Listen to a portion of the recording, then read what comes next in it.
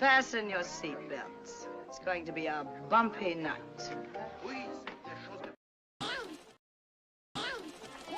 But tell me, Eddie, is that a rabbit in your pocket or you're just happy to see me? It's all about the greater good. The greater good. How can this be for the greater good? The greater good. How can this be for the greater good? The greater good. Shut it! I love that scene. Yeah. So I added that to the beginning because that is the movie we are talking about, ladies and gentlemen. We are talking about the 2007 movie from Edgar Wright starring Simon Pegg and Nick Frost called Hot Fuzz. One of my favorite movies of all time. I'd say probably it might even be in my top 10. It might even be in my top 10. I'd really have to think about it because there are a lot of movies I love that I've watched throughout the years.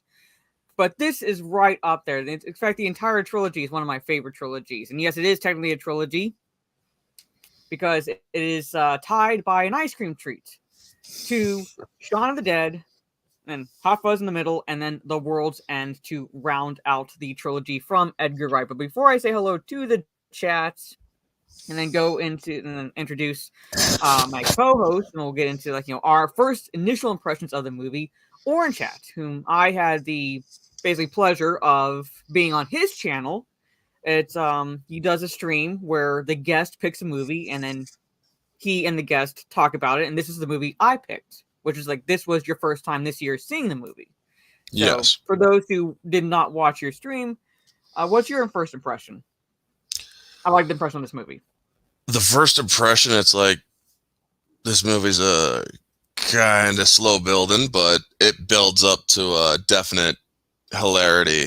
I should have expected that with Nick Frost and Simon Pegg, because it's like, okay, this movie's semi-not okay, now it's getting into it. So it's kind of it took a bit before I started. It's like, what was her point of sending me this movie?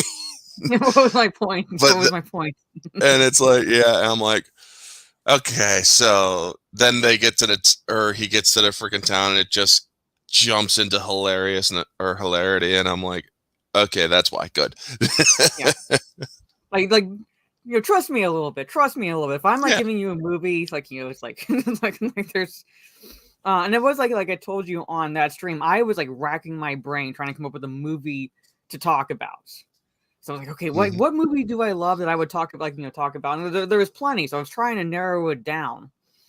And it actually had gotten to a point where I almost told you, hey, let's watch the movie Zodiac, because it's one of the few movies that it's because of my psychology major and when I was going to through college and so forth, and it's one of the very good. It's based on an actual serial killer case, dramatized, of course, but at the same time based around an actual book that I read on the serial killer, the Zodiac killer.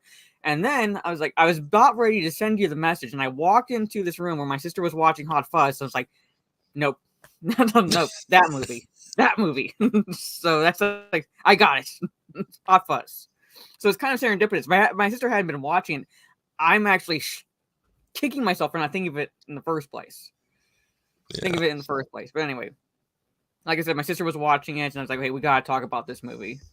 But yeah, my first impression when I saw it was kind of like yours in a way, but at the same time, it's I didn't necessarily think it was a slow build per se. But then again, I'm used to British humor. I grew up with Monty Python. I grew up with other British TV shows and movies. So the dry humor is probably what I am more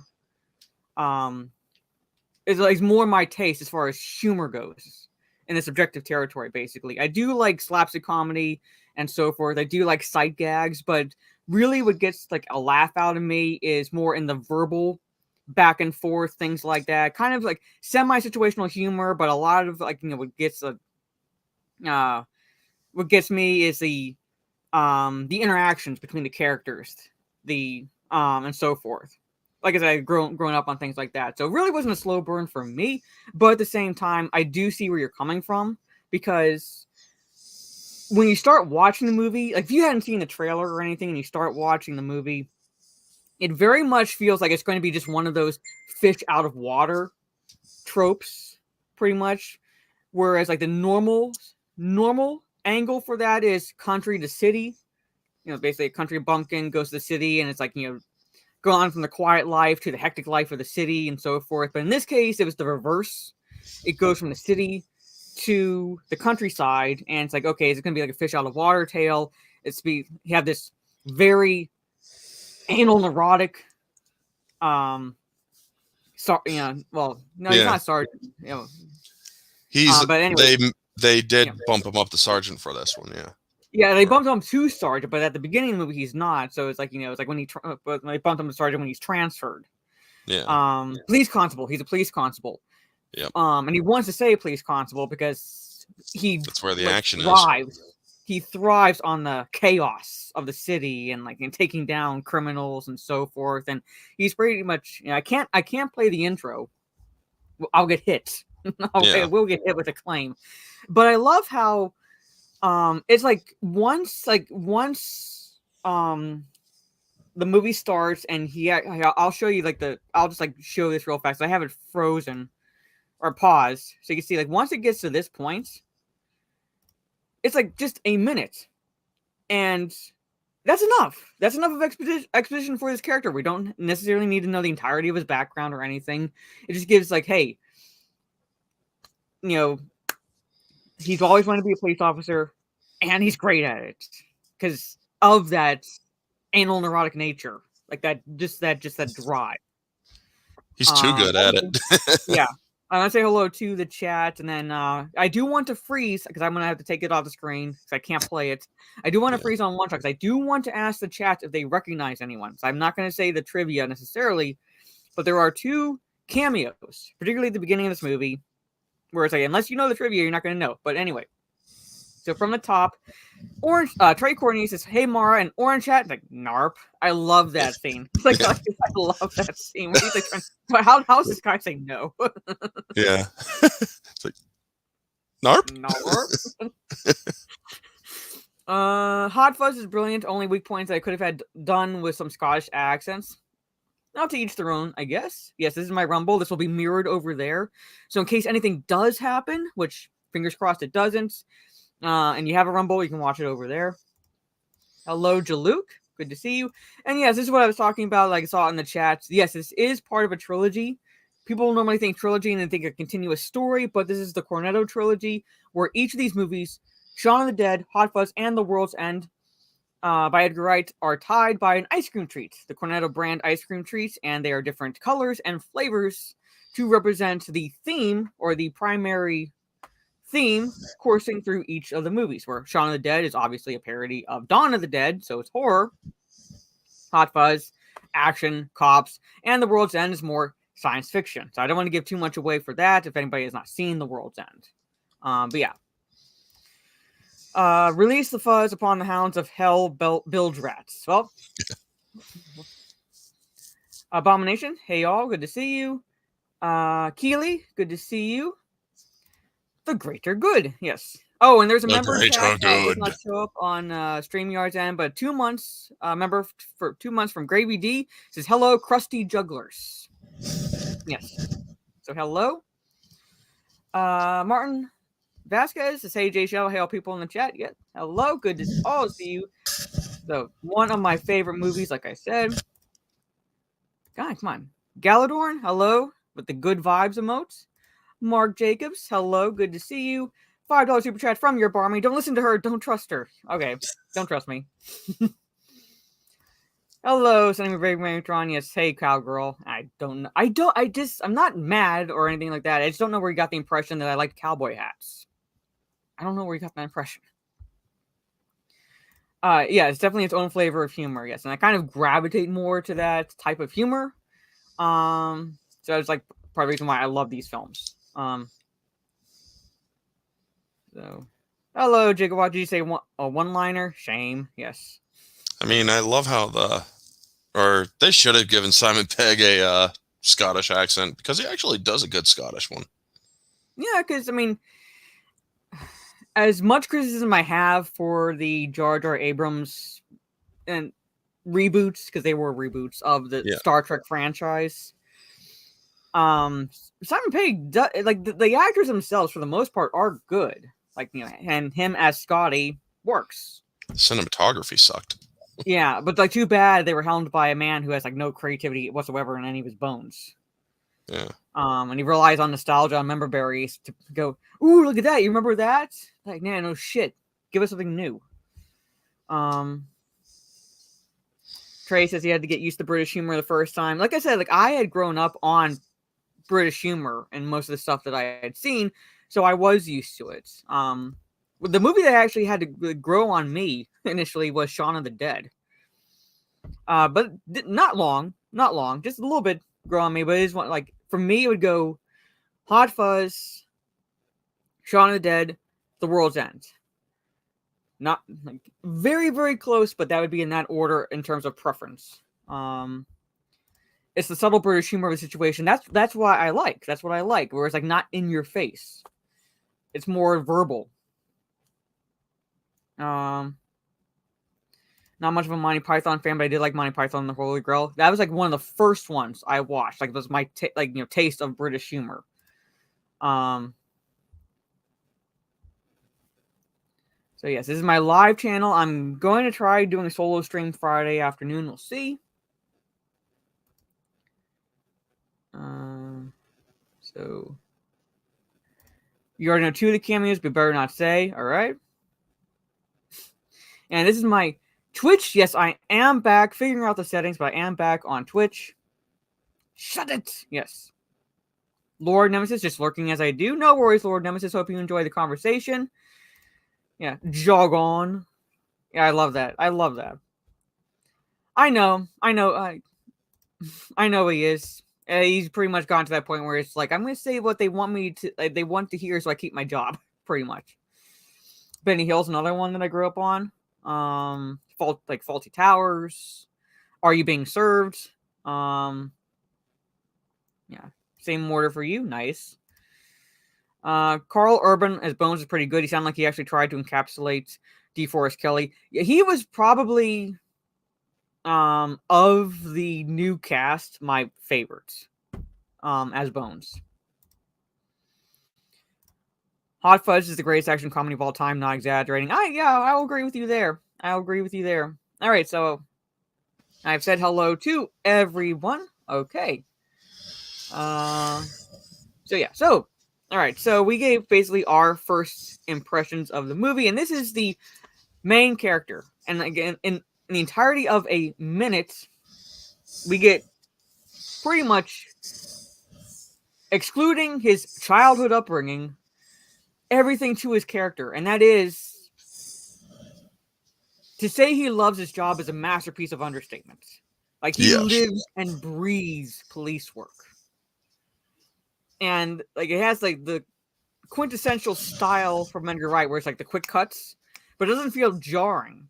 It doesn't feel jarring at all. But he goes from like the major points where this is where he went. Like, this is the university he went to. This is when he joined the police force. This is how he excelled as like coursework and extracurricular activities. And like the point where he's basically taken that excellence in his study and taken it literally to the streets. And like Trey pretty puts out, everyone on the force resents him for it.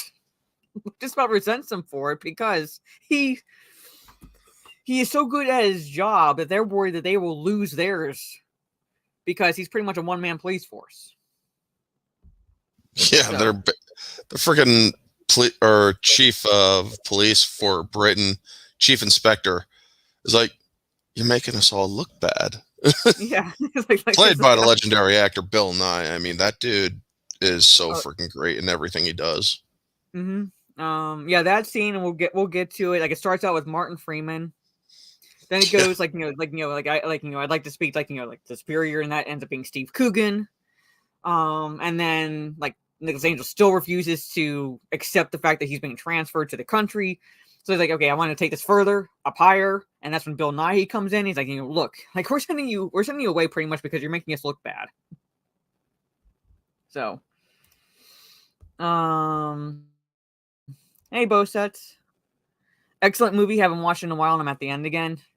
I mean, I could go for a stretch not watching it, but I know everything That happens. Hey, Mr. Bentham. Don't you hate an overachiever? Yeah.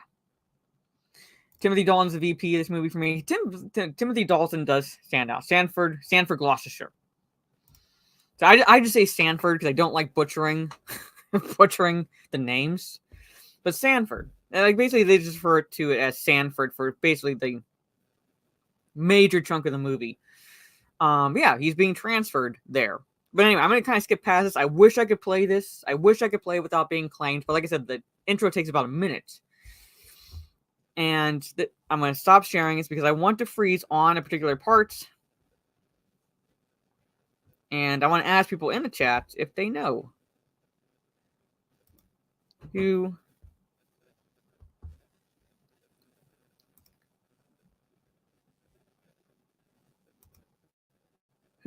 a character is.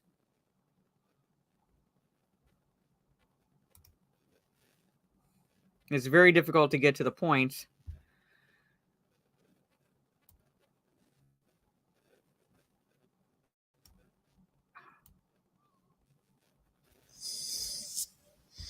Without playing it.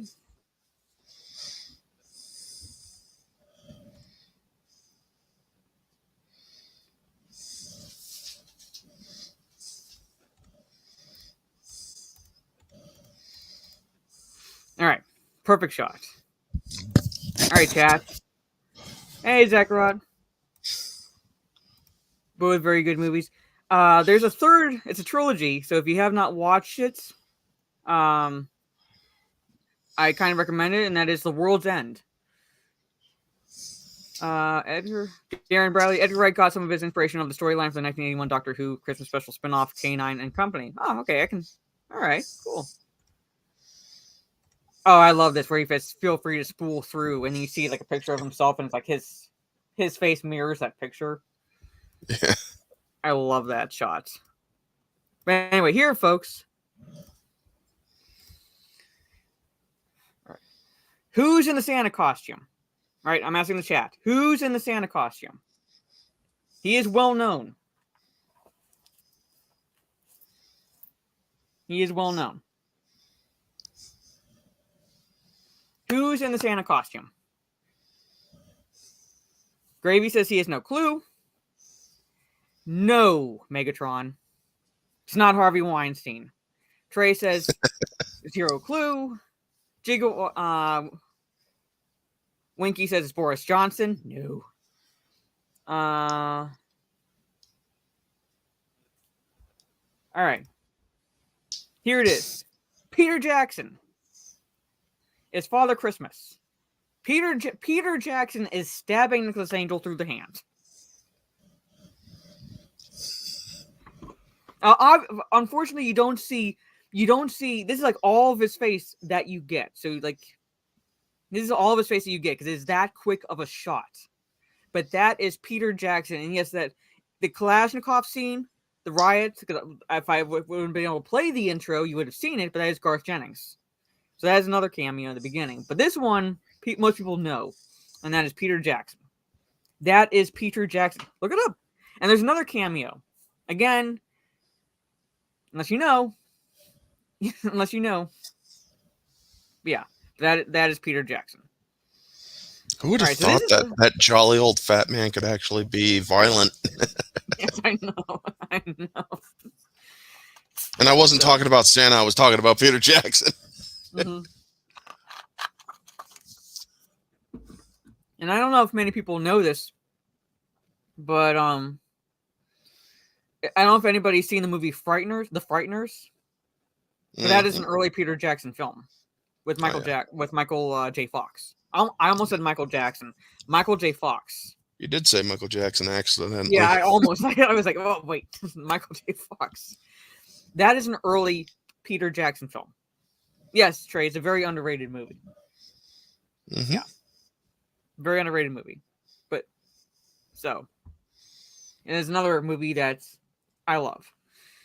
But yeah, so I wanted to freeze on that shot because most people, like, obviously, like, there was like one person in the chat who knew Dead Punk Gage. The rest of you were like, no, that's not Peter. Yes, it is.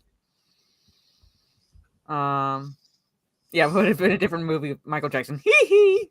I can't do it. Dead Alive is another one. Yeah. God. Have you ever heard of that game, Ayuwoki? I what? It was one of those games that you play on your PC that if you make the slightest noise, the monster that actually was tailored to look like Michael Jackson would come after you. No. Oh my god, it's hilarious. I mean, it's scary, but there's one guy that played it that was freaking hilarious. You sold a screen used prop to Peter Jackson. Nice. Nice. Mm-hmm. To Meet the Feebles. Yeah, I know that. And Brain Dead, aka Dead Alive. Yeah. I just mentioned The Frighteners because I've been talking to Liquid Blake, and at some point when he does restart his movie discussions, The Frighteners is one of the movies he's thinking about talking about. So, no.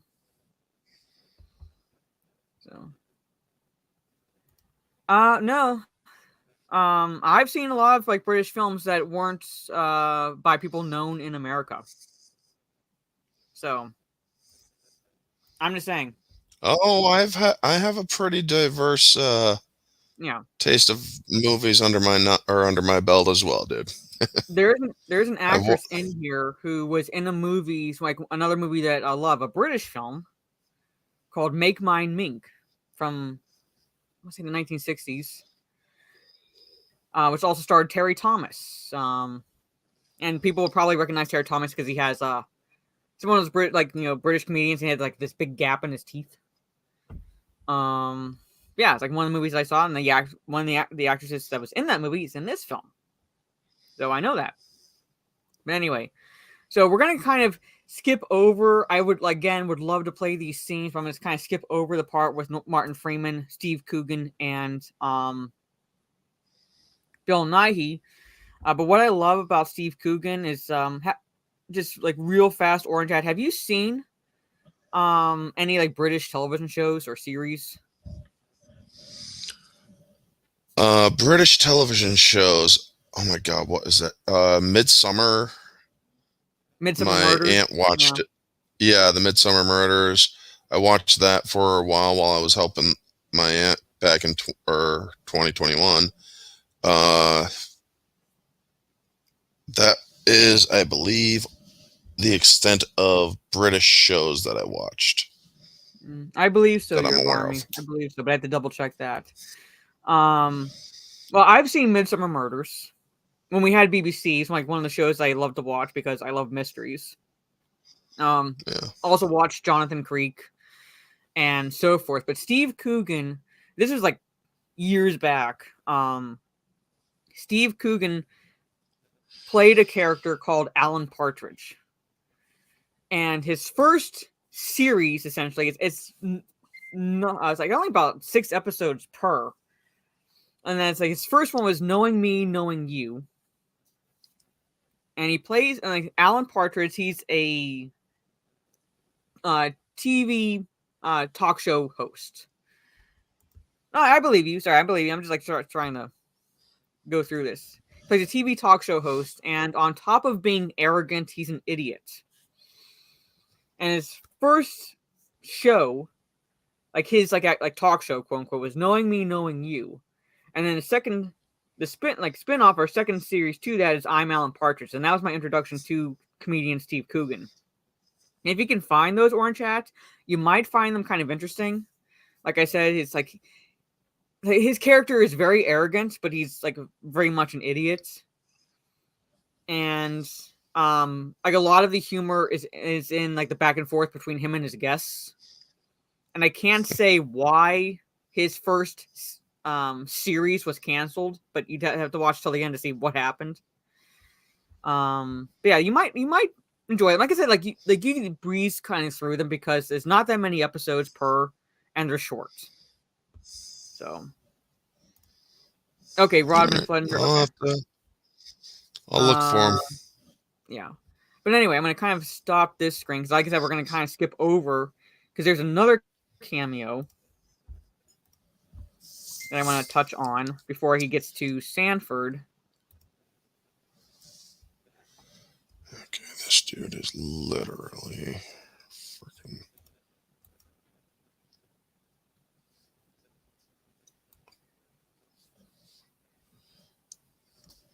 Trying to Seems I got a Facebook stalker. Jeez. Don't you love those? Well, I've dealt with them before, so I know how to deal with them now.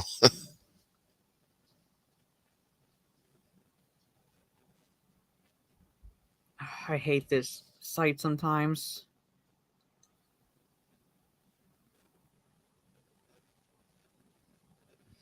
She likes to think and think and think and think. Anyway, fine, I'll just pause it here. Oh, okay, that's a better shot. Okay. All right, chat. These Misty Isles on Odyssey is a brilliant channel that uploads all things classic British, spooky, and supernatural TV. Ooh, nice. It's like another show that I used to watch on BBC before Dish lost its whatever deal it had with BBC. BBC's asshole is Jonathan Creek. So, which is like more of a mystery, but he used his knowledge of creating tricks and illusions for magicians to help solve the cases. Here it is, folks.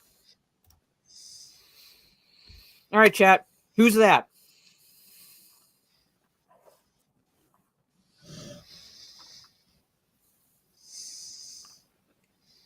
Alan Davies is the actor. Yeah, I love Jonathan Creek. Love that show. And Dead Punk Age is correct again.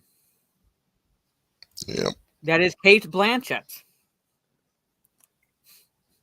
That is Kate Blanchett playing Nicholas Angel's ex-girlfriend. Who totally deserves the Best Actress award this year, but she's not going to get it because she's white. I know. Yeah. Trace, as you could tell from the face. Yep. For me, it was the voice. Primarily, it was the voice because she does kind of have a distinct voice. Voice, but those eyes. Yeah. Really, which is like what I appreciate is because, like, that even within that costume, they still like Edgar, like kind of like made sure they still stood out. Pretty much. Now, this movie was done after Lord of the Rings, right? Yeah, this is 2007. So this is like 4 years after the premiere of Return of the King. So this is past her role as Galadriel. They should have grabbed everyone from Lord of the Rings to make cameos. Yeah, I would have actually laughed if they had done that. I see the four actors who played the hobbits, like in Sanford somewhere, pretty much. I'll admit it, I watched it a lot too. I didn't really watch it with any like trivia tracks or anything like that, but I read the trivia. So, but here's like the scenario again. Like, I can't beat this dead horse enough. I wish I could play because, like I said, a lot of it's in the dialogue. And again, you see how he's in a situation where it's rather emotional because he's like just broken. Like, this is his ex-girlfriend. They just recently broken up from what we can tell. She's a part of the crime scene unit. He's on the police force.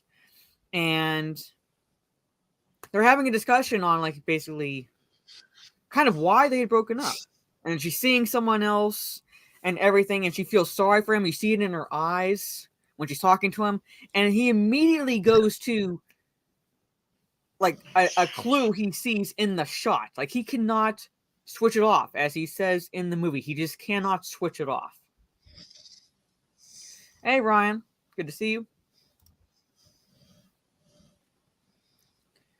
So, no, I mean, Trey's welcome if he wants to come on, but so, I mean, like, Trey's, like, if he wants to come on, Trey's welcome, but yeah, that's like, he's like I said, he cannot switch it off, and he like looks at the window and goes, "You do realize those windows are broken from the inside, right?" And he's like telling this crime scene unit.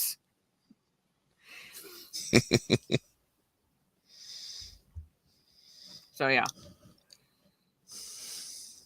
And yes, Edgar Wright does have multiple cameos in a way in this film. He is in this shot.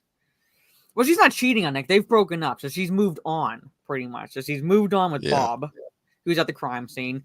You hear Edgar Wright's voice on the intercom during one of the scenes when Angel is in the Summerfield supermarket, the one owned by Timothy Dalton. You hear his voice over the intercom, and then he's the gas station attendant near the end of the movie. So he's like multiple times in this film. Yeah, every time I put on a clue, yes. I love directors that actually like to put themselves in their films. Mm-hmm. Yeah.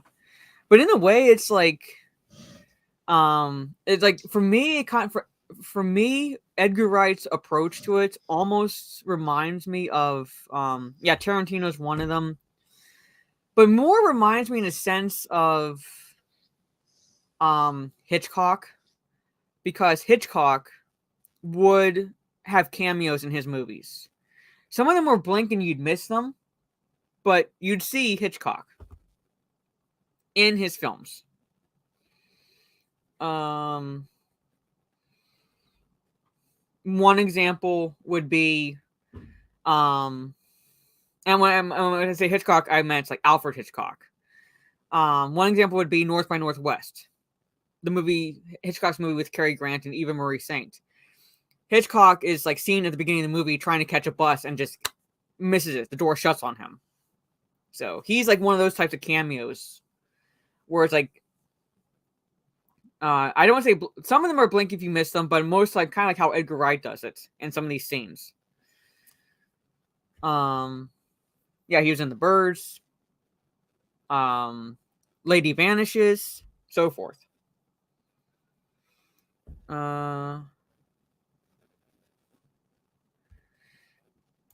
Rennie Harlan does a lot of cameos in his films as well, and also M. Night Shyamalan tries to do in his movies as well. He's not really a good actor. He put himself as the main character in one of his films, and it just Lady in the Water, and it's like wasn't your best idea. No, really wasn't his best idea. So same thing is like I love the movie Signs, but it's like his like little part was like he could have gotten someone who's a little bit better. I mean, I like the concept of Lady in the Water. It's just the delivery was not good. Yeah, I'm saying like the execution. But at the same time, it was like, the execution was kind of like lacking.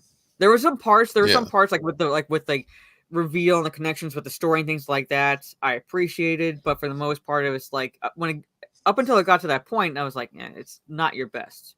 It's not your best. Yeah. Better, in my opinion, because what kills the village is the ending for me. So I would put Lady in the Water above the village.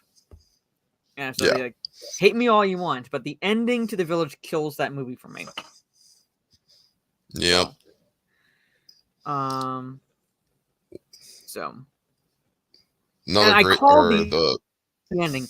I called the ending from one line in that film. I was like, oh, like if it ends up being this, it's going to be so stupid, and it ended up being that. I'm not going to say what it is, but I caught it from one line. But anyway, okay, so Angel is basically resigned to the fact that he's getting transferred no matter what. Pretty much no matter what. He has to go to Sanford. It's like small village. And again, quick shots showing the travel and how the further he gets away from the city, his cell phone signal pretty much dies. Basically, in a way, without explaining to the viewer, still telling the viewer, it's like one of those pretty much where it's like you're almost out in the middle of nowhere in terms of cell service. So, so I'm kind of like stop because I don't want to get claimed in case anything starts playing accidentally.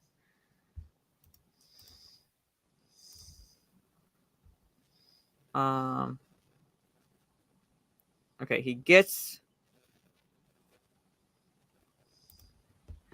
to Sanford.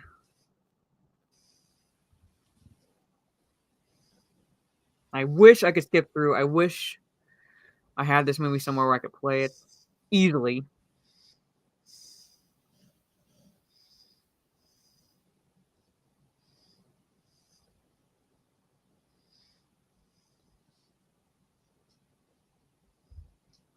I'm trying to get.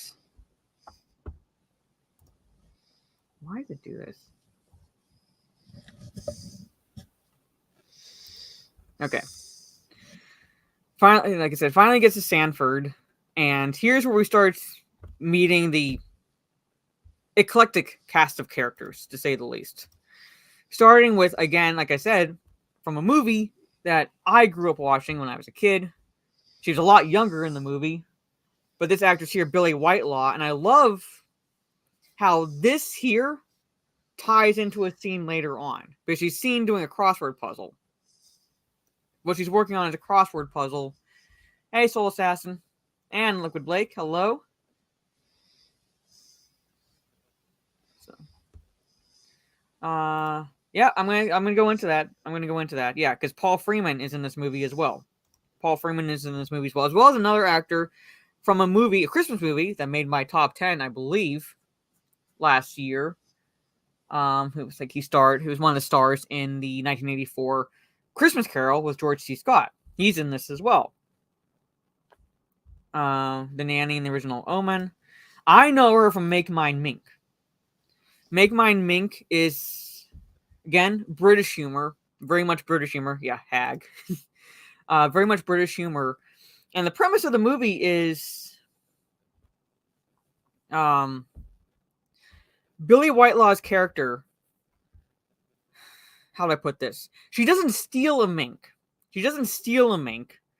But this woman has her husband throw out a mink because she won't accept it as a gift. She doesn't, whatever reason, I can't remember exactly the entire scenario. But he throws it onto the balcony because he doesn't want to throw the mink away because it's very expensive. And Billy Whitelaw's character was a former criminal in a sense. Like she had run-ins with the law, and she swipes this mink from the balcony to give to her employer. She's taking care of this elderly lady. But her employer thinks that she's stolen the mink, even though Whitelaw's character is trying to tell her, I didn't steal it. It was being thrown away anyway. So, her employer and the three other, they're not tenants, but anyway, 3 other residents in this place try to sneak this mink back in before the husband notices. And they realize then when they realize they get away with it, they decide, and these are basically not senior citizens, but these are middle-aged adults, decide they're going to pull off mink heists. They're going to steal minks. And it's basically the one in charge is the elderly employer. So that's where I know this actress from. But she's doing a crossword puzzle, and she runs this in where Angel has to basically be set up for a time being, because one of the running jokes in the film, or at least at the beginning of the film, is his cottage is not ready. It's still not ready. He can't move into a cottage that's for him, essentially, pretty much. It's still not ready. And like I said, she does crossword puzzles, and it ties in later, which I feel beautiful. Beautifully done from Edgar Wright. Oh, well, watch Make Mine Mink. Be down for pull mink heists. Yeah. Again, very much British humor, so I don't know if it's necessarily for everyone, but that's the premise of that movie. So I kind of want to skip to where he meets Nick Frost's character for the first time, in a sense. Swear those two are freaking born connected at the hip. Yeah. Again, I wish I could play this scene because it's so beautifully done.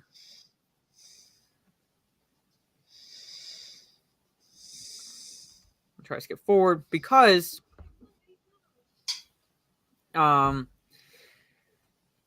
Nicholas, Angel, at the beginning of the movie, will refuses to drink even when he's not on duty. So he'll order cranberry juice and things like that. And again, being in a scenario where it's he can't switch off.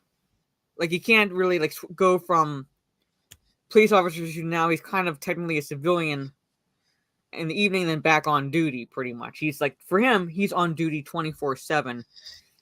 And I love when he notices they're like obviously underage boys in the tavern, in the pub, I should say. Yep. I'm trying to like get to.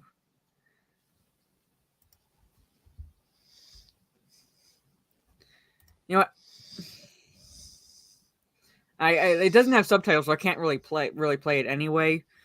But scenario, he's reading the paper, which also ties into the movie. And then it's like he holds up his badge. He goes, "When's your birthday?" And one of them goes like 22nd of February, and he goes, "What year?" "Every year, man," or something like that. Every year. He kicks him out. Then he goes to the second boy, like, "When's your birthday?" He's like 8th of May, 1969. He's like, "You're 37." Yes. So it's like, it's a get out. And then he gets to the third one, who can't even get any words out. He's like in shock. It's like, "Oh wait, you're obviously underage. Get out." So I love how it ends with like 3/4 of the patrons in the pub leave, and they end up being all underage, and like it's just like a few people left at the end, and the pub owner's like, like another cranberry juice, like they're mad because they're trying to say it's because they uttered the line "for the greater good." It's like, oh, like yeah, they're underage, but if they're drinking in here, then at least they're not doing it elsewhere, pretty much, right? Yeah.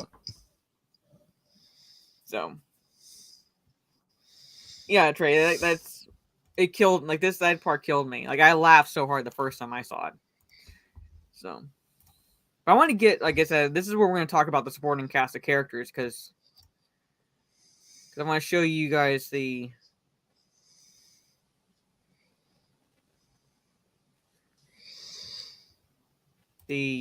plaque on the fountain.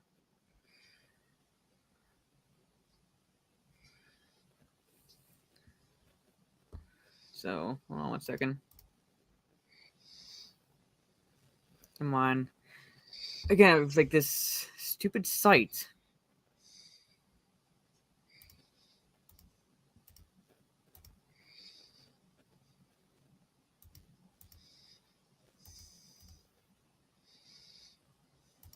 Because it is like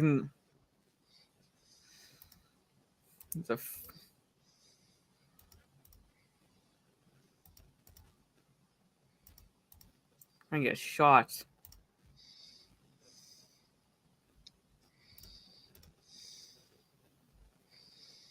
Before he hide, like his body shadow kind of like hides the names. Oh, well, there. Okay. So we're really not introduced to necessarily a lot of them, but with the exception of Butterman, if you look at the last names, they're all occupations. Yeah. So you got Cooper Porter, teacher, Roper, or Skinner. Yep. Treacher, actually. It says Treacher or Treacher. Mm-hmm.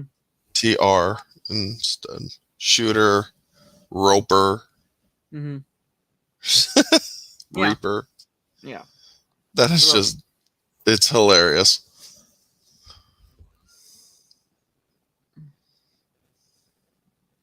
So, I'm not sure everything was seen from Shaun of the Dead. You're talking about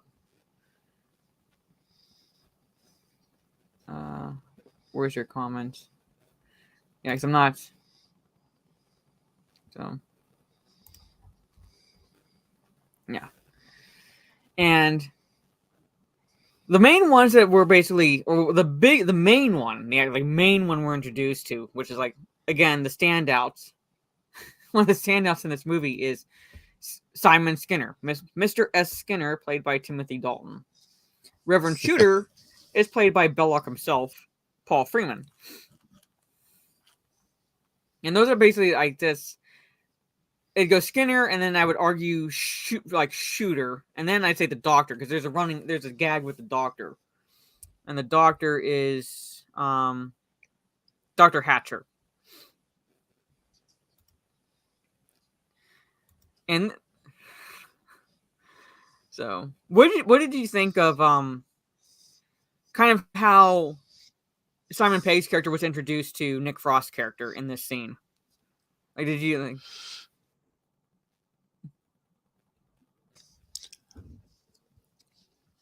I'm trying to, was it when he brought in the kids? Well, or was in this it scene, the next day?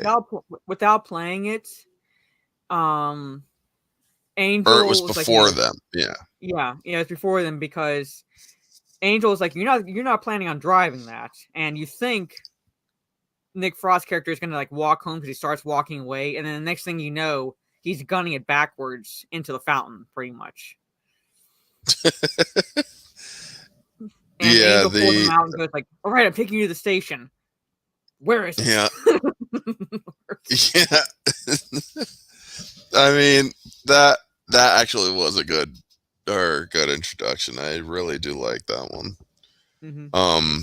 It's like he just brings. He's like, or I believe I haven't watched it, or I couldn't get it back, or couldn't watch it again before the stream tonight. But some of it is coming back. It's like he writes him up.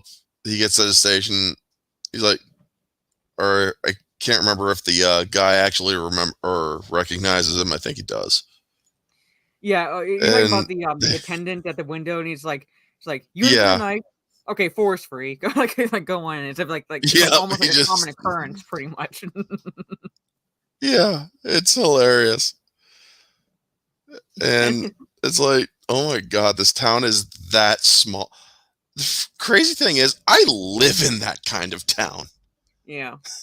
Or rather, the town is like 6 to 7 miles away, but I also live in a small town here that is everybody freaking knows everybody. Mm-hmm. Actually, I think most of the movie, from what I remember from the trivia, was shot in Edgar Wright's hometown. So this is like literally small town feel. And and I love how like the attendant, I'm not sure exactly what his rank is, but he's like, "You really want to process this lot?" He's like, and the reason he gives is like his pens run out of ink. Pretty much, like that's how like laid back they are. Here's your pet, or here's another one. Yeah, he's like, he pulls out like, "Not a problem." And and when he says and for those who have not not remembering the film, when he says process this lot, is Angel, while dragging, we find out Nick Frost's character is related to the chief. Yeah, no problem. Yeah, not a problem. He's like dragging in the kids that he'd kicked out of the pub not too long prior. And so you see one of the kids come in with actually a traffic cone on his head, and is wearing it in the mugshot, or at least starting to like have his mugshot taken with the cone on his head. This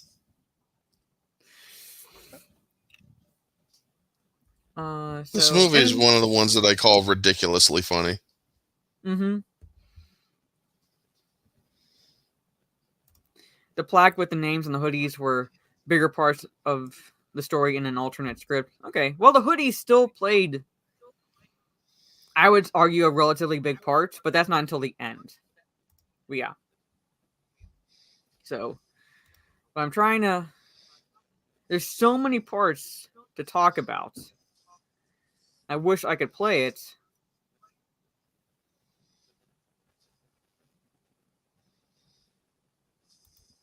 So I want to get to when he's finally introduced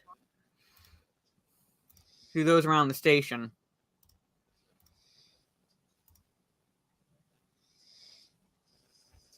Trying to get to the detectives. Oh my God, those guys were such assholes. Yeah, but like they are so fucking funny. Oh yeah, I'm trying to. I'm not going to spend 7 hours breaking this movie down.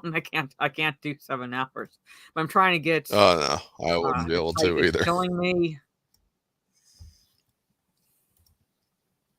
The site is killing me. I wish this was on like a site where it's like it doesn't like do this shit.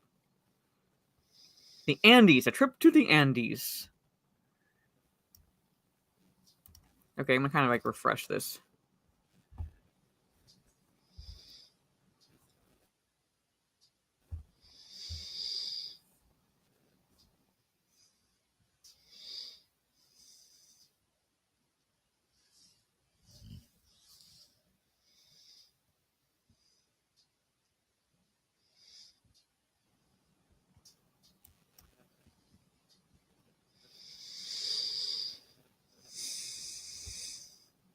Okay, I froze there. I'm looking on the YouTube side. My fucking internet sucks. Yeah, it's been chopping you up a little bit too.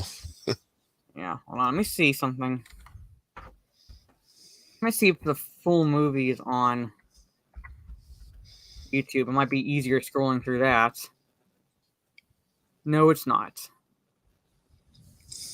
You'd have to buy it there So or watch it I'm on not gonna Stars or something. buy it through Hot. I'm not gonna buy it. But anyway, all right. So once like that loads, yeah, those rewinding sucks on these sites. Yeah.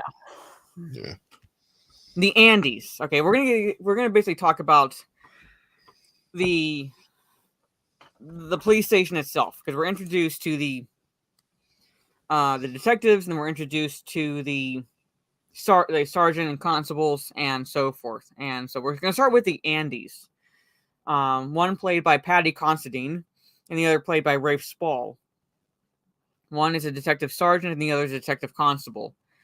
And so when you saw them initially, or like again, like what's your impression of them? Like, yes, like yeah, they're assholes, but like it's like they come across as, or when I first saw them, it's like these are the kind of cops that will do just about as much as needs to be done in order to get by to say that they actually did it. And that really does actually play well in the movie. And those guys, it's like asshole detectives that are the peak definition of absolute laziness. yeah, like at least like peak definition because there's literally a part in the movie where it's like, there's a part in the movie where it's like where he asks like, where one of them goes like, if you want us to look through every copy of the Stanford Bloody Citizen, if you want to look through every copy of the Stanford Bloody Citizen, be our guests. And Angel literally says to them, "That's your job. It's to detect." Pretty much because he's asking them questions, and they don't want to do it. They don't want to do it. They don't want to like go put in the legwork to narrow down any suspects because everything in this movie is chalked up as an accident. It's chalked up as an accident. We, the viewer, and in a sense, Angel know that these aren't accidents because there's things that don't add up. There's things about these crime scenes that do not add up. For example, the actors, and I say that very, very loosely, following the play of Romeo and Juliet. And that scene is so cringe, it's funny. We know that they're murdered.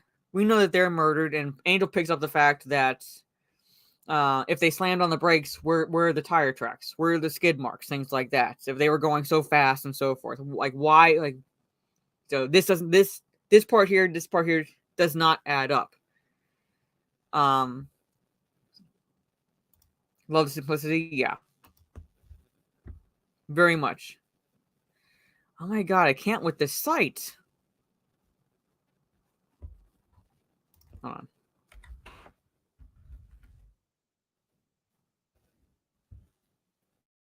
Let me try it again. Because I can't fast forward, because when I try fast forwarding or getting it to a certain part, it won't let me.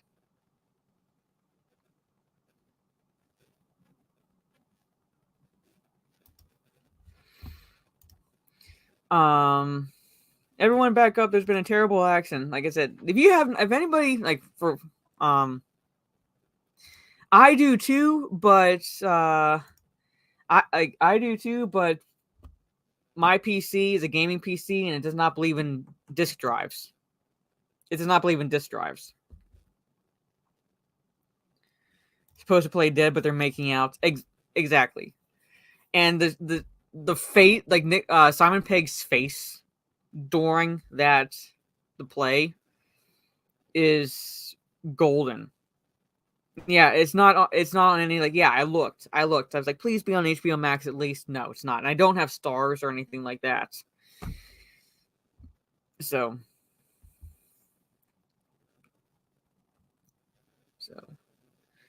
But anyway, I'm trying to get. Oh, stupid sound going through. Come on. All right, I'm just playing this so I can get to the shot of the detectives so people can see what they look like. And I love when they show the evidence room and there's like nothing.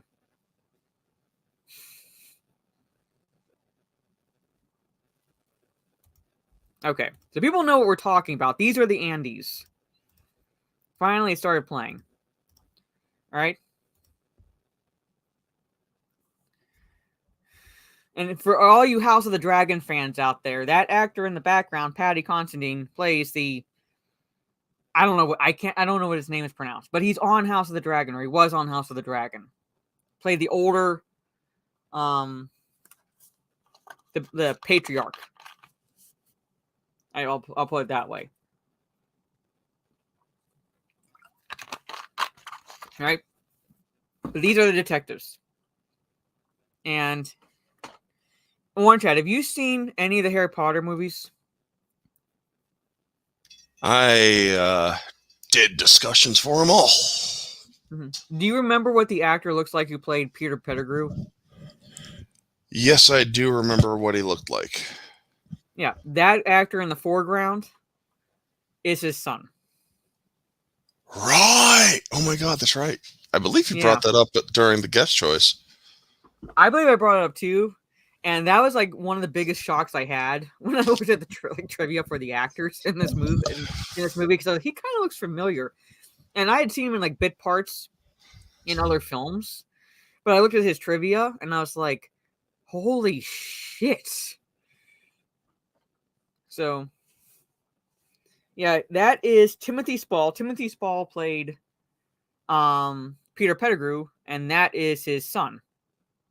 Yeah, that's why I said. That's why he looked familiar. I was like, he looks really familiar to me. He was more heavy set, but he was in Shaun of the Dead. He was in the one who's like, you got red on you. In the, who worked with Simon Pegg's character. Who worked with Shaun, pretty much. I was like, he looks really familiar. He's obviously lost a little bit of weight. He's a bit older. Yeah, that is Timothy Spall's son. So, Trey, if you're rewatching those, look at how Timothy Spall, well, obviously, Timothy Spall has some makeup in because he doesn't have that type of teeth. But look at his face and then look at Rafe Spall. Pretty much. So I'm going to stop this and I want to get to the other. I love how he's like, don't get up. They just like just stare at them.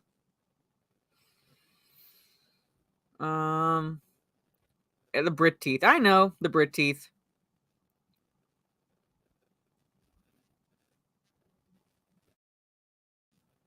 And they have a swear box, pretty much. I'm just going to show a quick shot of this. Just going to show a quick shot of this. Because all proceeds go to the church roof. So I love like the shot of this where it's like, if you say knob, it's 10 pence bastards, it's 20 pence. Shit, fuck, cunt. Very much. All right. Yeah, he's good in The Last Samurai. If I remember correctly, the evidence room, because I heard you mention it earlier, I had to mute myself to fill the wood stove over there.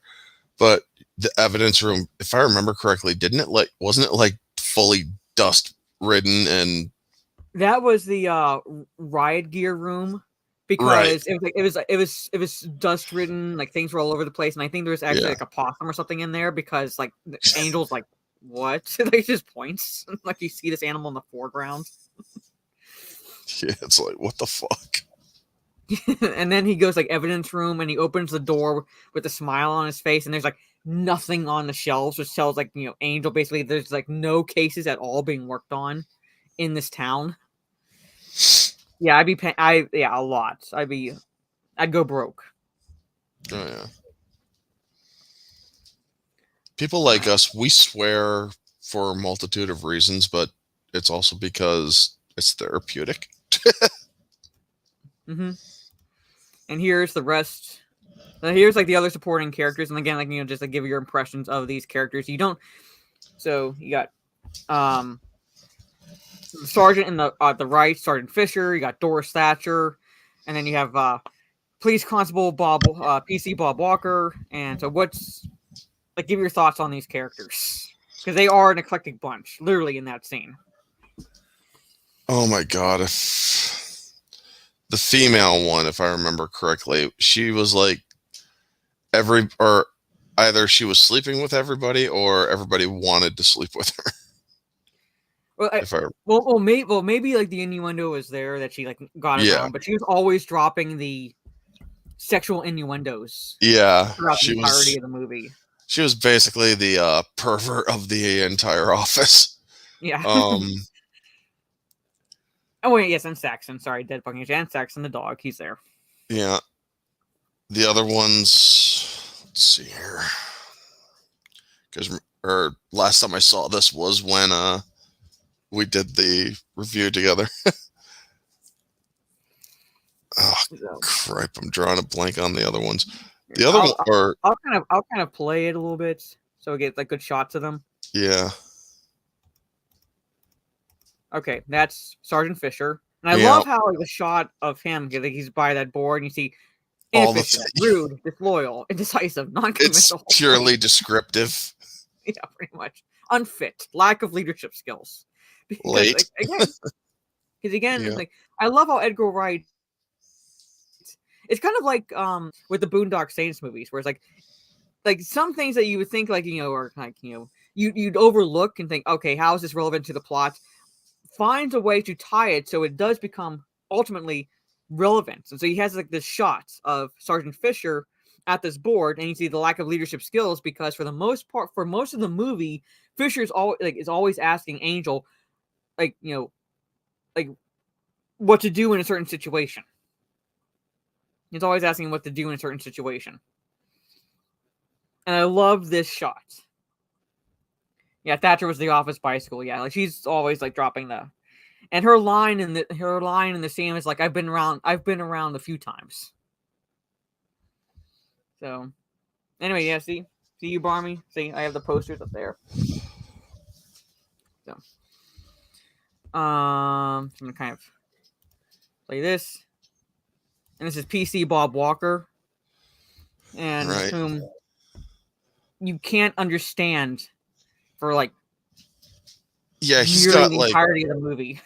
He's like the complete mumbler that talks, or that is the same one with freaking Filch from Harry Potter. Yes, and we'll begin that. I can't beat this horse enough. I wish I could play that scene because that scene when the actor who plays Filch, and that character's accent is so bad they need this guy to translate, but then they need Danny, played by Nick Frost, character to translate for this guy to translate for the other guy. And he's the one who's basically is Saxon's handler. And I think the trivia that I read for the Samson is the dog's real name, and he wouldn't have been able to be on the police force because he was too sweet, according to the trivia. So that dog is too sweet, according to the trivia. Wow. And I think one of the bits of trivia I read, and that is Edgar Wright and Simon Pegg went to this precinct one time because they were like doing research for the movie and the roles and things like that. So they came across as if like they knew what they were doing, what they were talking about, and so forth. But the liaison officer, for some reason, told the officers in this precinct that Simon Pegg and Edgar Wright were journalists. So every police officer refused to talk to either Simon Pegg or Edgar Wright. So they're trying to get these guys to talk. They're inviting them to the pubs and things like that because they're trying to develop a rapport with them because, again, they want to get certain elements right. And so they couldn't get anyone to actually talk to them. It's a sea mine. Sea mine, yes. And then he's Doris Thatcher. And then Doris Thatcher's the next one. And that is Saxon. Yeah. And apparently, according to the trivia, she's called Doris because for a while, female officers, no matter what their name were always called Doris. I don't know, what it is about the British, but for some reason we're always called Doris, no matter if it was their real name or not. So basically, that's kind of like the joke with her name in this film and why she's called Doris. Yep, it still works. Trying to see again. Wish I could play. Trying to get to the neighborhood watch scene. And yeah, Bo says right. You can spend several hours just talking about because you can't get to a scene and not want to talk about it. Right. You can't get to a scene and not want to talk about it. So I'm trying to get to the neighborhood watch scene. Or neighborhood watch alliance, I should say.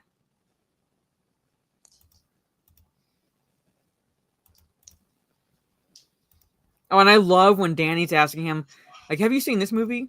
Have you seen this movie? How about this movie? And he's actually shocked, and he's like, you haven't seen Bad Boys 2?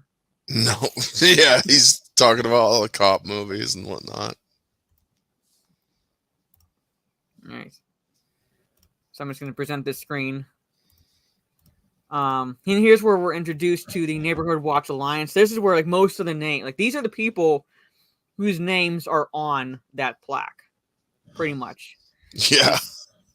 Right here, it's being introduced, with the exception of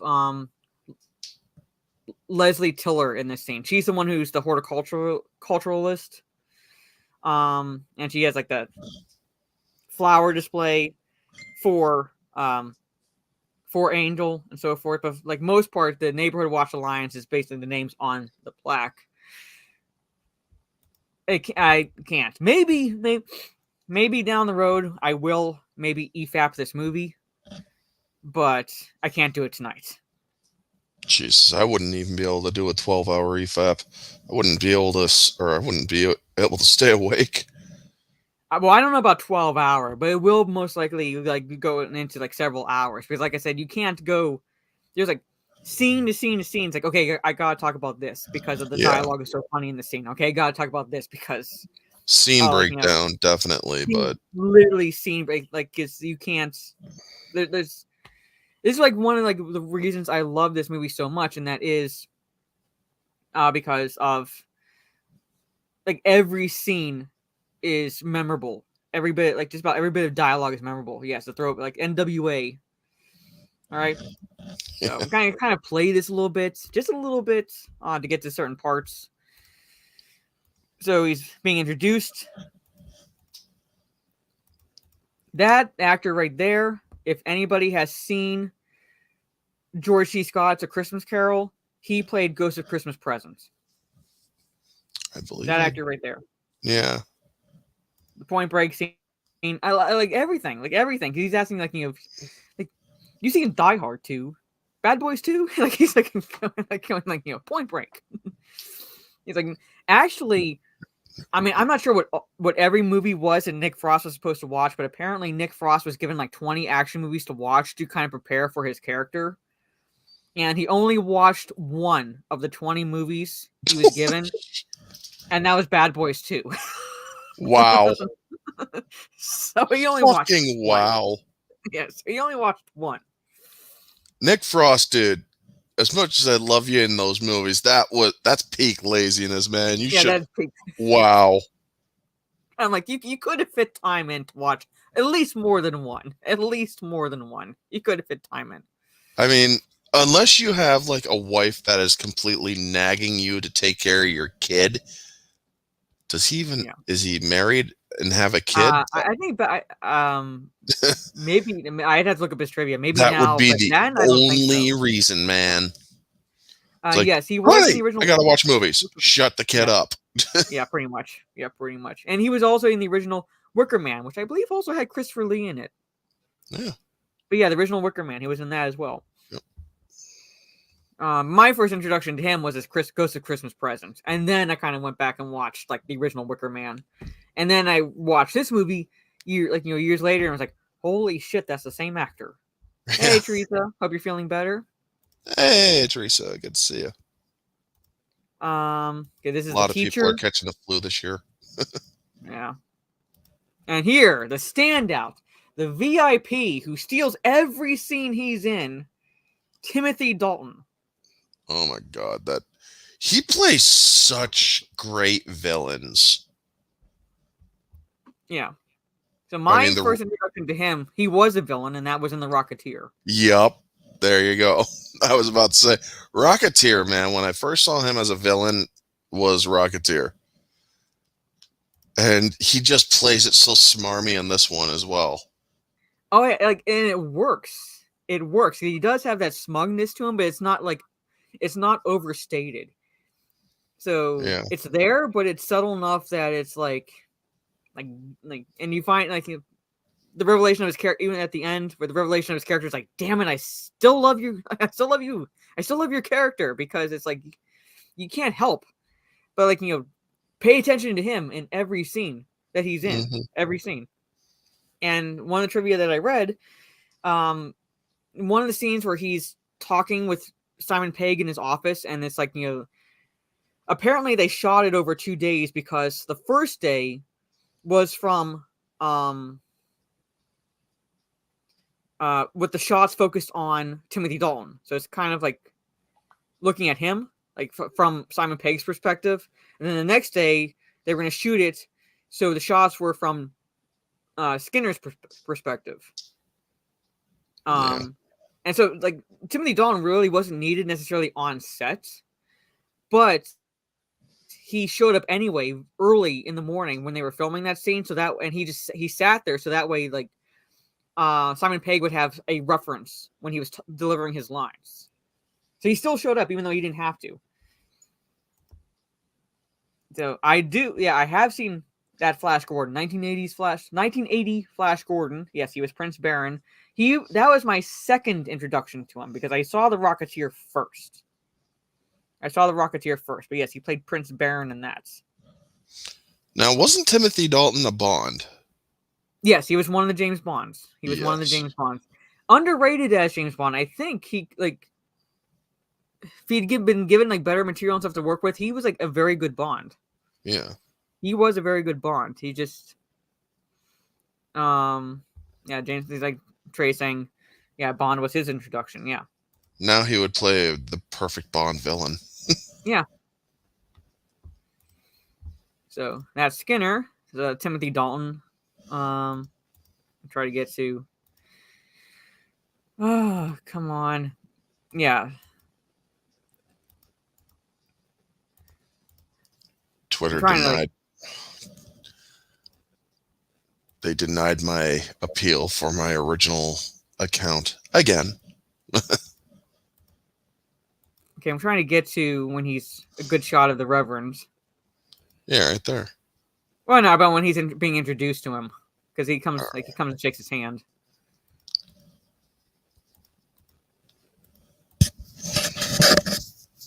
I love how the Reverend, or in the climax of the film, so to speak, the shootout, how he has the freaking pea shooters under the or in the wrists. Oh, and he says, "Fuck off, grasshopper," and he just the pea shooters just come out from his sleeve. It's like. Yeah, License to Kill was his Bond, so it was his Bond movie. And I think, it's like, again, he could have been a very good Bond if he'd been given better material to work with. But yeah, that is Paul Freeman. So for those who know Indiana Jones would know him as Belloc from Raiders of the Lost Ark. Yep. And for Power Rangers fans, Ivan Ooze. Yep. So again, it's like these is like one of those movies where it's like I had seen all these other movies prior, and then I watch this film and I'm going, holy shit, I know that actor. Holy shit, I know that actor. Holy shit, I know that actor. Do you know what it's like to be stuffed into an egg for 2,000 years? It's boring. I had a Charlie horse since the Renaissance. I love that. I love it. He's like, it's so over the top. It's so over the top, but I love it. Oh, the things I missed. The Black Plague. The Spanish Inquisition. The Brady Bunch reunion. I know. It's like, you put that among human atrocities. I love it. I know. I love that. I love that. He played the perfect over the top villain. Yeah, but again, it's like I used to watch Power Rangers. I kind of stopped when they started changing the characters too much. I'm Yeah. Like, okay. But the original OG Power Rangers will always be my jam. Yeah. And when Jason David Frank got ripped, dude. Oh my God, when he passed, I didn't want to believe it. Yeah. I'm sorry, I didn't want to believe it. I was in such denial you remember that conversation on Twitter? I think it was with you. It's like, I'm sorry, I'm not seeing an official report here. Yeah, I know. And I came back to you. It's like, I understand that because I didn't want to believe it either because I wasn't necessarily seeing an official statement or anything. But I'm like, yeah, people are people close to him are saying this and things like that. So it does look to be the case, and then unfortunately being true. Yeah. And I'm like, I mean, he's not that old. I'm like, wow, what happened? And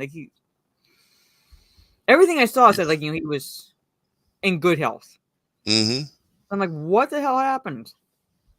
I mean, all the original Power Rangers cast, the ones that have Twitter and Instagram and shit, they're broken up. Yeah. They are. It's like Amy Jo Johnson. She was, well, for obvious reasons, she played his girlfriend in the Power Rangers for so long. Yeah.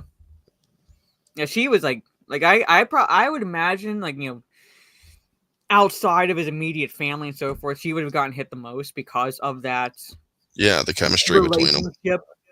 Of the characters and so forth, and how close they were. Mm-hmm. Yeah, and there also wasn't an immediate denial. Normally there's at least a quick denial. Oh yeah. And there wasn't, and I wasn't seeing anything on Twitter, and it had been long enough that if it had been fake news, then it would have gotten out at that point. Because it happened the night before, and I saw it the day after or the morning after. And then Kirstie Alley bites it, and I'm like, no, that's fake. Yeah. And then I go and I'm like, yeah, Kirstie Alley ain't that. Son of a bitch, she's dead. What the fuck? I know.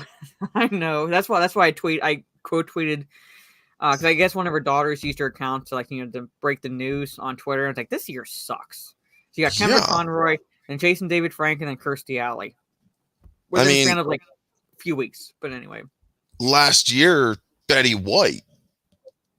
And this year, it's at least Betty White closed out the year and took it with her.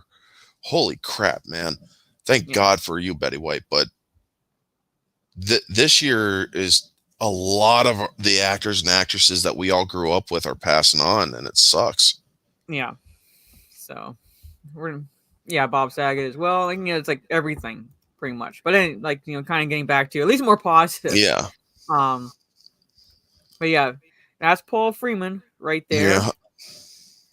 And this is when Angel reveals that he's agnostic, things like that. So yeah, at least Betty White was old. She was just shy of turning 100. She missed it by 2 weeks. Yeah, missed it by 2 freaking weeks. That's how close she was. She nearly made it to 100. That's how close she was. you know what? Because of how awesome she is, she made it to 100. She just didn't want anybody to know. She took a 2-week vacation, and then she passed. Yeah. She took it, and then she passed.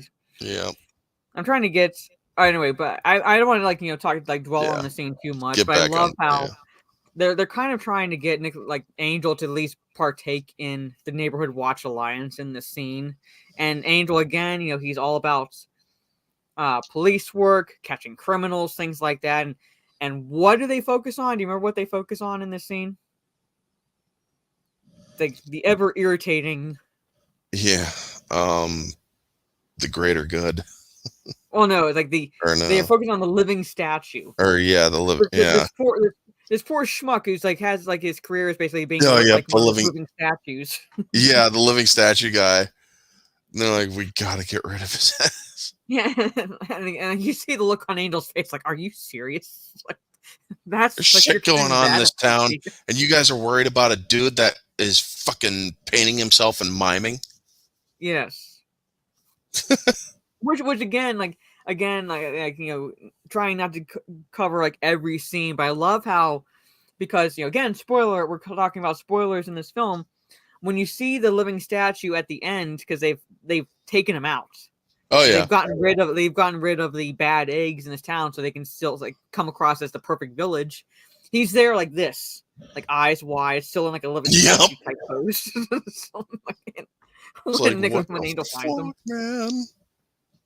I mean, seriously, this movie goes from campy comedy to stupid comedy to outright what the fuck is going on. Yeah, pretty much. Because that's what it's following this scene again. It's still the fish out of water theme in a sense, because he's still dealing with because technically at this point he's been partnered up with Danny, so he's still dealing with Danny, asking 20 questions every time they're on a beat, pretty much. He's going to schools, answering questions and so forth, and the question he gets from Danny is it true there's a place in a man's head that if you shoot it, it'll blow up? And you see the look on Peg's face at that question. That's when you're introduced to the Tim Merchant, again, another name, last name was an occupation. Not Tim Merchant, Tim Messenger. Sorry, Tim Messenger. Occupation, because he writes for the paper, but the running joke with him is he has persistent spelling errors. Yeah. And I love God,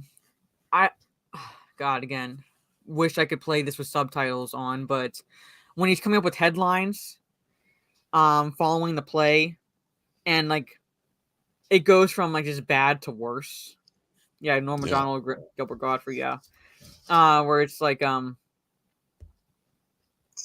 wish I could remember the scenes, but I just remember the second title. First title was "Cop Loves Watching Young Lovers." That's the first title he comes up with. Yeah. And Angel's no. And local Bobby gives thumbs up to teen suicide. That is grossly inappropriate. Yeah. Much. And then, if I remember correctly, his spelling errors were code. Well, they weren't code, but they tied into kind of motivations for why he was taken out. Yeah. Because he would spelled angel angle. Spelled bypass wrong. Because George Merchant. George Merchant is another victims, and then Martin Blower was the lawyer. Eve Draper was his mistress. Yeah, how about putting the teacher in handcuffs? Something new.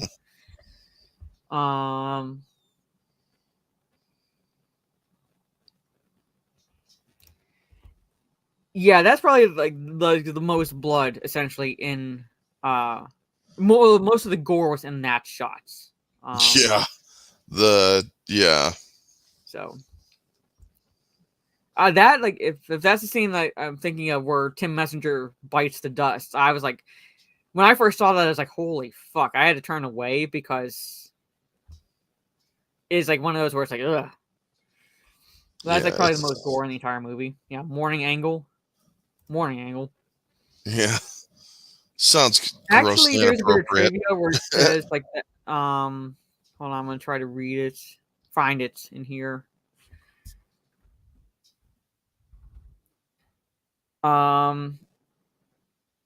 Okay, it says, while doing research for the film, Edgar Wright and Simon Pegg discovered that a disproportionate number of police officers were named either Nick or Andy, which led to the character names of Nicholas Angel and the two Andys. The Angel part of Nicholas Angel was named after the film's music director, and a joke where the local paper misspelled Angel's name as Angle was based on several incidents where this happened to him. So that's kind of the running joke with that. Yeah. But anyway, so trying to think like where to kind of key this up to, because we're not even like, we're only 23 minutes in and there's so much. It's like there's Martin Bull. Okay, I want to find the, I'm gonna stop sharing. I'm gonna find the expression on Simon Pegg's face when he's watching the play.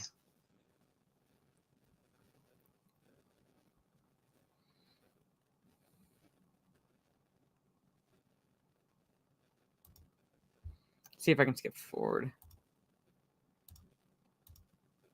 I just want to get the shot when the curtain, when the lights go up, and they have that musical number at the end of the play, after the main character, Romeo and Juliet, have committed suicide.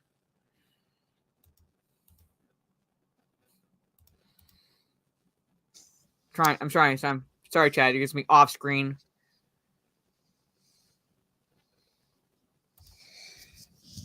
Come on. I go to press pause and a stupid fucking tab pops up because this. And skip forward to that, just because of the look on Simon Pegg's face. Because this is when the cringe rendition of Romeo and Juliet, when the cast actually breaks down this song, and it's love me, say that you love me. Yeah. And I just love Simon Pegg's face.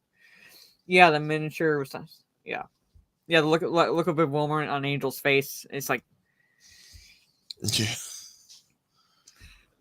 It's like, oh my god, what is this? Yes. And I love how like the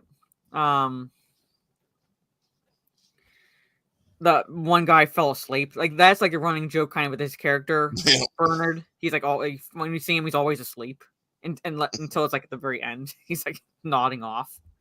Yeah.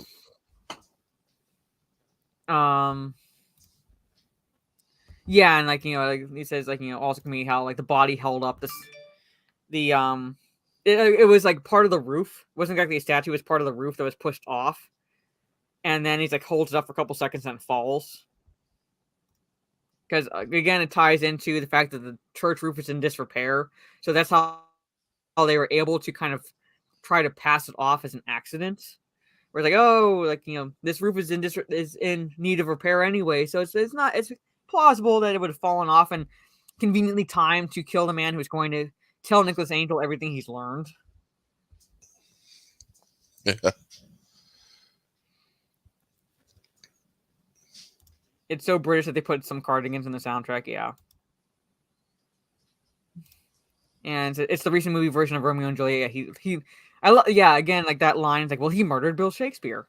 Like, what? Oh, when they talk about the reason why they killed Martin Blower, because it's like just kind of like goes like without going through every scene.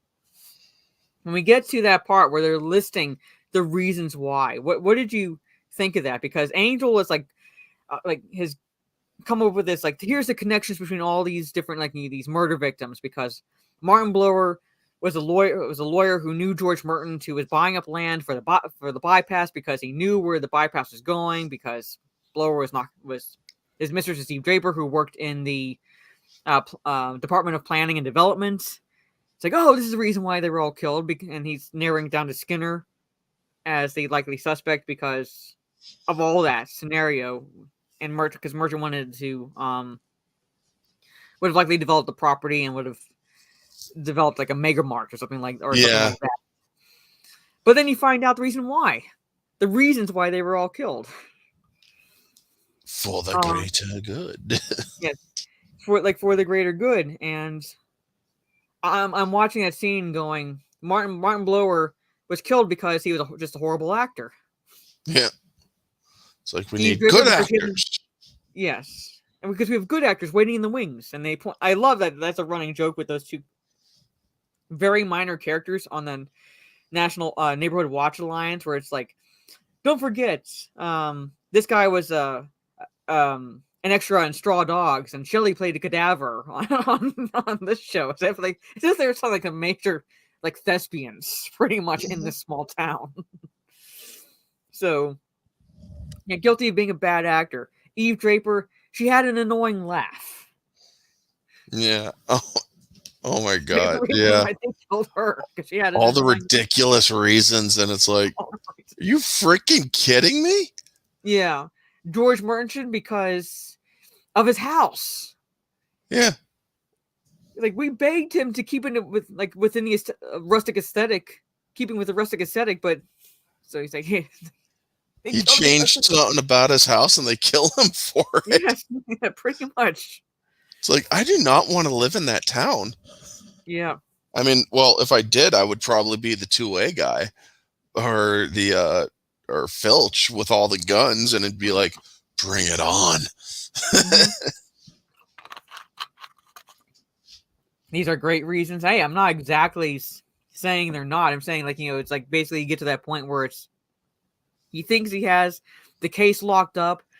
He has these are the connections amongst the victims. They're all tied to one character. Is he figures it at that point? Skinner. And we find out it's pretty much a collective. Committing these murders. It's the neighborhood watch. It's the whole damn town that's killing everybody. Except for the cops. Well, except for the head cop is guilty, but it's like, oh my God, man.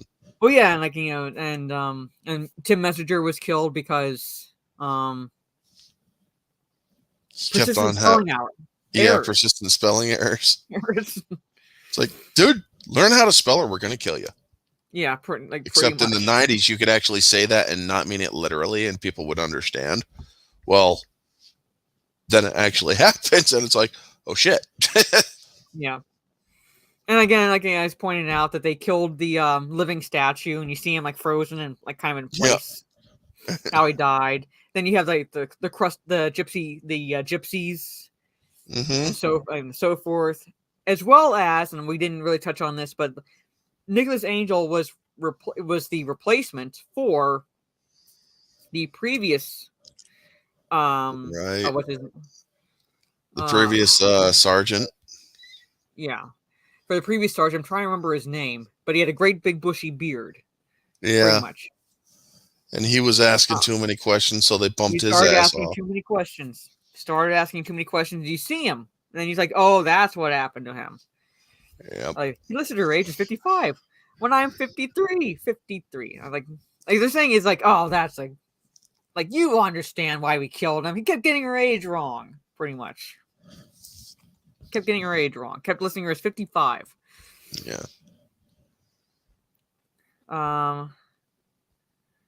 Popwell. Thank you. I was trying to think. Sergeant Popwell.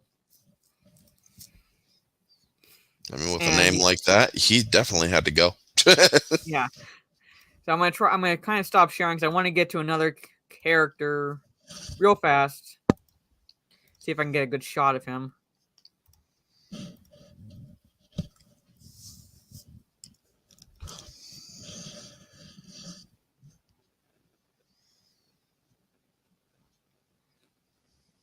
Trying to get a good shot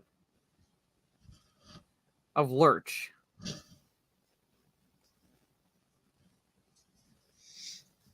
All right. Of Lurch. Mr. Yarp Narp. Yarp.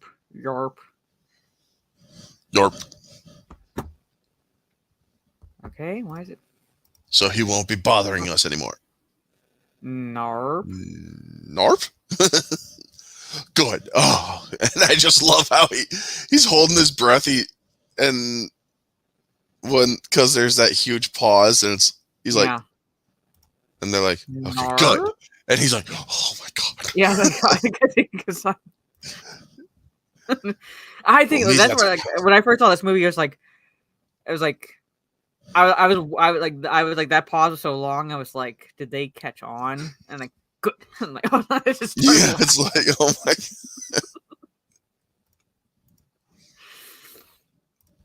But this guy right here, effectively called Lurch, Yeah. whose really only dialogue was yarp and narp. Mm-hmm. Or actually not narp, but yarp. Like Yeah. yarp. Yarp. Yarp. Real name Michael Armstrong. Mm-hmm. Lives with his mom and his sister. Are they as big as he is? Who? The mom and the sister. Same person. Well, that explains the yarp. Yarp. Well, that How explains cold the is it in yarp. my area? It's 40 degrees Fahrenheit. Feels like 34 right now. Jesus, you got a freaking heat yarp, wave. Yarp. Hold on, let me ask mine.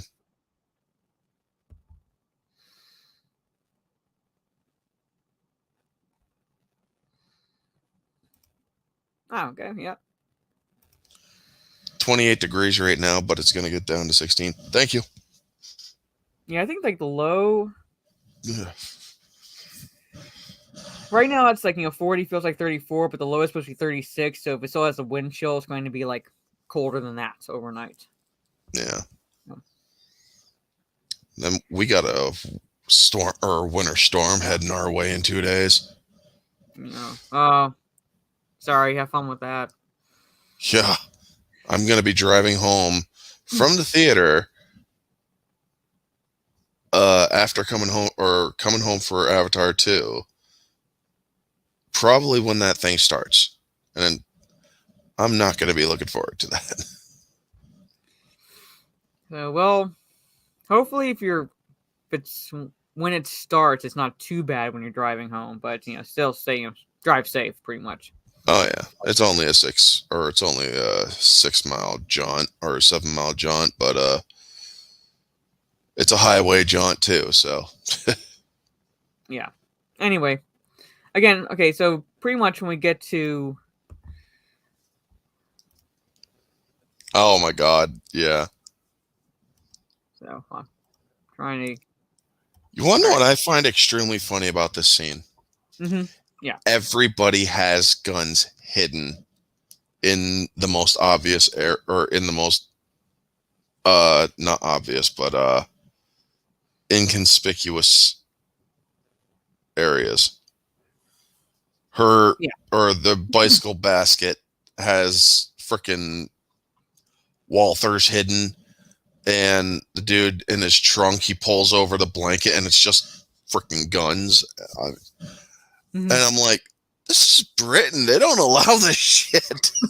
I know, but it's still, like I said, like it's when you see it, I was like laughing out loud, and to kind of backtrack a little bit, all these guns that he's carrying were taken in as evidence from the actor who played Filch in Harry Potter, like that character, who also who's also his corpse was found amongst also the teens. I'm like, oh shit, they actually show the fact that they killed kids literally because and the shoplifter. So young people, like, it doesn't matter. Like, I love like how like, they didn't shy away from that. If you at all caused any blemish on this town. On this town, you were dead. Yeah, the one with the like it's very cliche. Like the teacher, like her handguns are in the basket on her bike. Yep. Doctor has them in his trunk. But the Reverend is the best because he has the pea shooters up his up his robes. Yeah, his robes. Fuck off, I like it's this ain't the city, Mr. Angel. Like it's the country. Everybody and their mums have guns around here. Like who? Farmers. Who else? Farmers' mums. It says like a matter of factly, pretty much. Like, yep. Like I love the scene. That sea mine scene is like, oh, sorry, doing. Yeah. And it's like, oh shit. And then they keep on kicking it when they get I know. it That's what I said. I wish I could play this with sound because that scene is probably my favorite scene in the entire movie. It's like, what the frick, With those characters and the fact that it's like, no, it's been deactivated. Like, right, deactivated. Like he hits it with the butt of his gun, and like Nick Frost kicks it. Yeah. And so forth. And then you see them bringing everything into the evidence room, and pretty much all those guns fill up the evidence room. Yeah. That's how much he had. And also, like, to this line, if you think about it, the first ones he encounters coming back to Sanford is a farmer and his farmer's mom with guns. Yeah. So, Very and then like the big shootout occurs. Big shootout occurs. Yeah.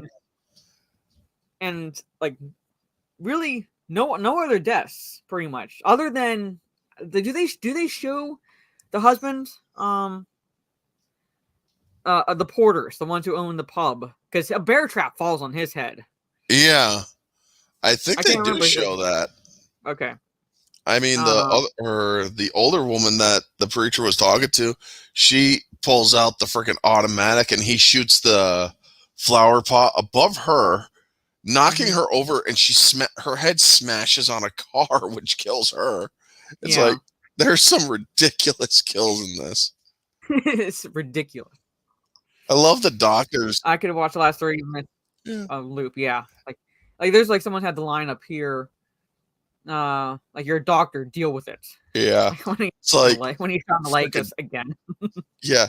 He tosses the shotgun at him, and the shotgun goes off when it hits the ground, shooting off the dude, basically blowing off the front of the dude's foot. Mm-hmm.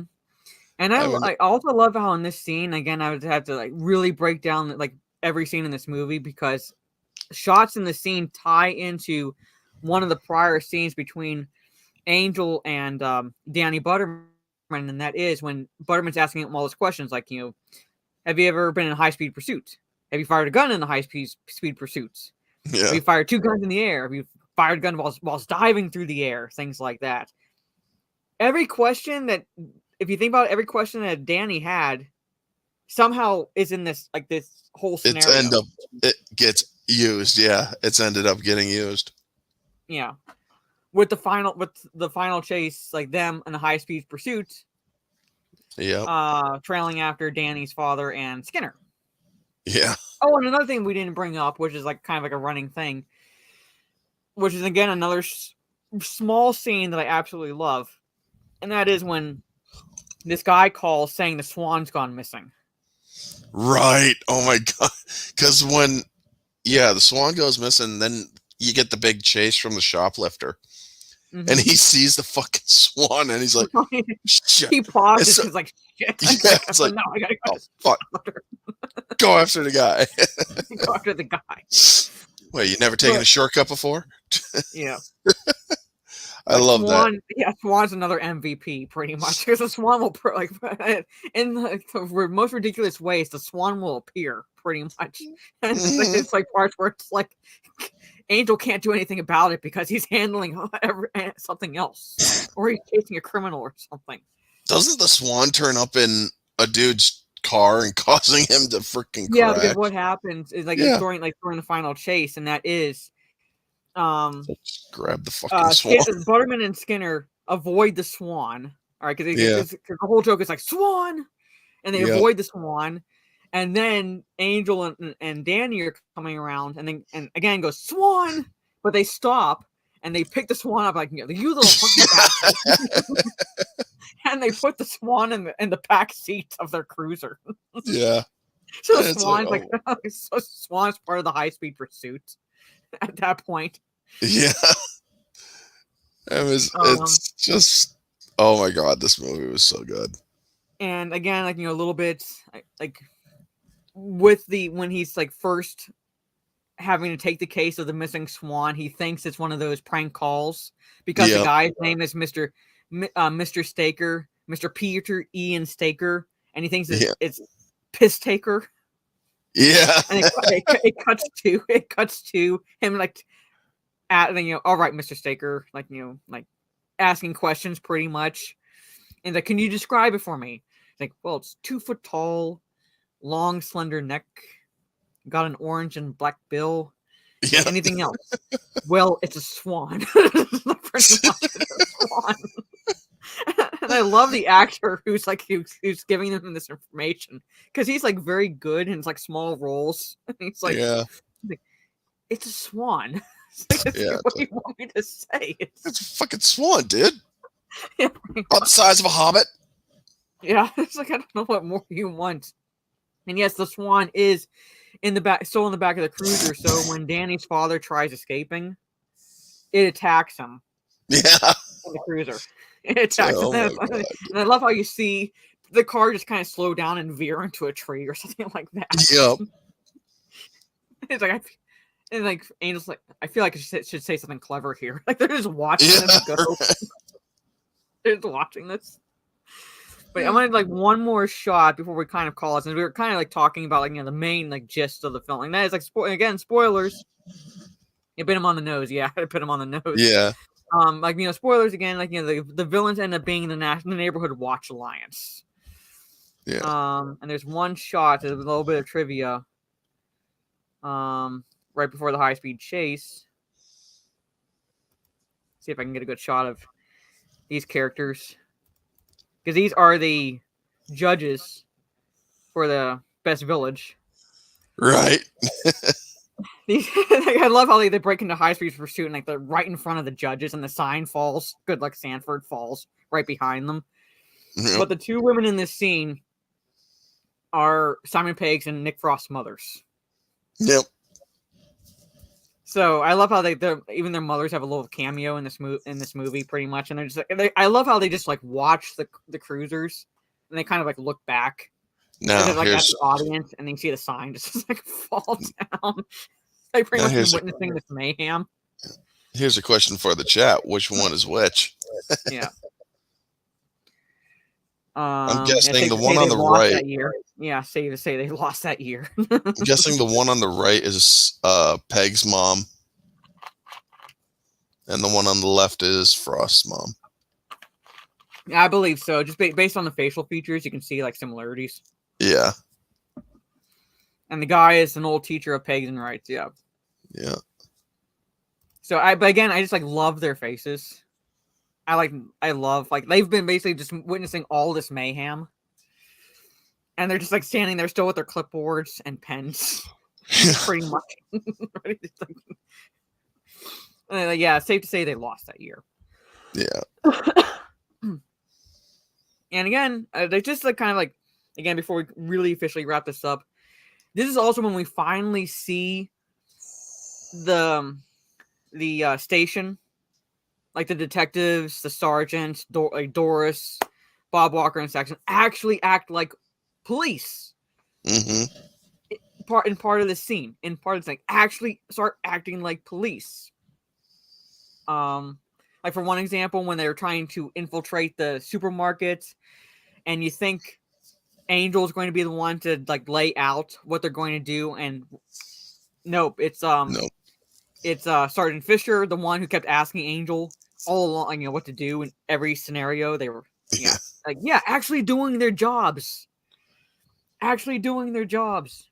I mean, the whole movie sets them up to be completely inept, and then they end up having real police work to do, so they end up actually being able to do it. Yeah, I think it's like basically implying that they've pretty much always been good at their jobs, but the fact that the neighborhood watch has been taking out all the criminals, like, making it look like accidents and so forth. There hasn't been any actual, to them, cases that they've kind of fallen into complacency. But when that switch is flipped, all right, yeah, when that switch is flipped, they are cops. Yep, they can do their jobs.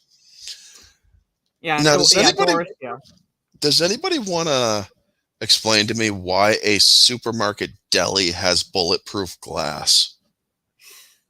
I mean, it's seriously. It's Sanford. It's Sanford. Yeah, it's Sanford, man. I'm like, they're shooting through that glass. It's not going through. That's bulletproof glass. What the fuck? And yes, this is another bit of trivia. One of the things that Wright and Peg were told from the cops, they would like when they finally were able to like talk to some, they said a lot of our police work involves paperwork. So that was like, I guess, like used as kind of a running joke in this film, but it's actuality, it's true. So when you get to the end scene and they're trying to process everyone involved in these crimes, they're like doing this with their hands, like trying to shake them because they're cramping up because they're like, yeah, it's like, God damn, man. Yeah. So basically it ends with Angel's now chief, pretty much, and like again the police is like acting like actual police. They're acting. If something comes up, they're not killing the people like that are like causing anything like this town to look bad. So yeah, and again, I wish I could break down. Again, if I were to do this, it would be like a several-hour stream. Oh yeah, because you would really have to talk about every scene because like in each scene there's just so much to talk about. For example, in one of the shots when in this Skinner's and Summerfield supermarket, when Danny is looking through the DVDs, you see a quick shot of a DVD copy of Shaun of the Dead. But it's under a different title. It's under the European release title, pretty much. But you see a quick shot of that as he's going through all the action movies. He's like, looking at Jackie Chan, Super Cop, Chuck Norris, things like film, like DVDs, things like that. Yeah. So you see, and Edgar Wright, as like I said, is also the gas station attendant.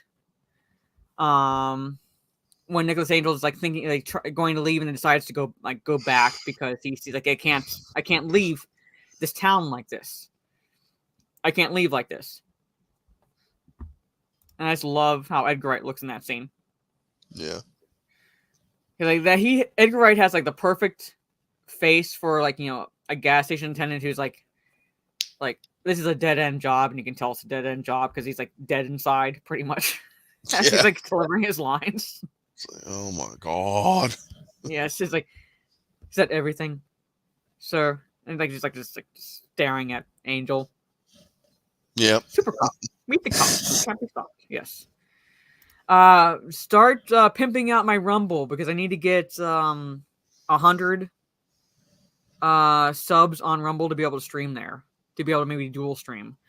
Oh wow! And if it were on Prime, I might be able to do a watch. I'd have to get it through Prime, and even then, I don't know. I'd have to see how it works. But basically, that's one way to do it on Twitch. It's like a watch along, and I have to figure out a schedule for that. But I need to reach 100 subs on Rumble for that, because this is one of the few instances, movies where it's like I could talk for a long time about this film. I don't know, like, again, I didn't, when I first watched it, I went into thinking, like, I love Shaun of the Dead. Let's see where this movie, like, is. Most times for me, my personal experience, the second one, with the exception of rare occurrences, is not really as good as the first. But in my opinion, this one surpasses Shaun of the Dead. I love all three of them for different reasons, because there are different tones for each. But for me, my favorite of the trilogy is Hot Fuzz, because every scene works. There are instances where I'm like, I do scratch my head and go, that doesn't quite work. But it's like one of those things where it's like, I suspend disbelief enough that I still find a lot of enjoyment. And it's on premium with both. All right. I don't have Hulu. I'd have to use my brother's Hulu account, but I do have Amazon. So maybe, I don't know. Who knows?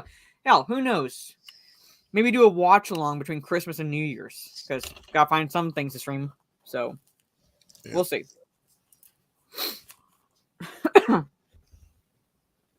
We could just watch parties in Discord. I'd have to figure out how to do that, because I don't have my own Discord. So I don't know. I would have to figure out how to do that. And thank you for saying that you could listen to me talk forever and listen to me read a phone book to you, because that is also a joke in this movie where it's like, you want us to go through the whole phone book? We'll start with Aaron A. Aronson, shall we? Like, that's when there's like, like I love, like, they're assholes, but like you laugh pretty much. Yeah. Everything they say. Use drunks. Oh well, maybe I'll talk to him. But anyway, I'll figure something out. If I can get a watch party for this, if y'all want to, I'll do it. Do a watch party. Yeah, I did get it. I did get it.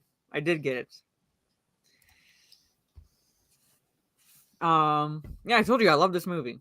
So hopefully, Christmas Carol stream. Yes, I read Christmas Carol on stream. Took longer than I thought, but I did read it. But anyway, I'll think about it. I'll keep it in mind because the last YouTube stream I officially have planned on my channel for this month is the top 10 discussion next week, which is the top 10 per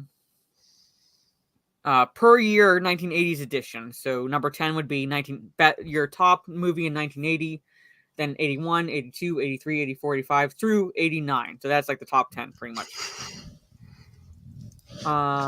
That's going to be an interesting one. I'm going to have to do a lot of research. Yeah. So it's been a while since I've seen The World's End. I do remember it for the most part, not as well as Hot Fuzz. I'd have to watch it again. Like I said, it's third on the list, but that's not to say I don't find enjoyment in it. I haven't seen The World's End, but I definitely have seen the other two. Yeah. I'd be interested in like your opinion because like I said, Shaun of the Dead touches on the horror genre because it deals with zombies. It's a parody of Dawn of the Dead.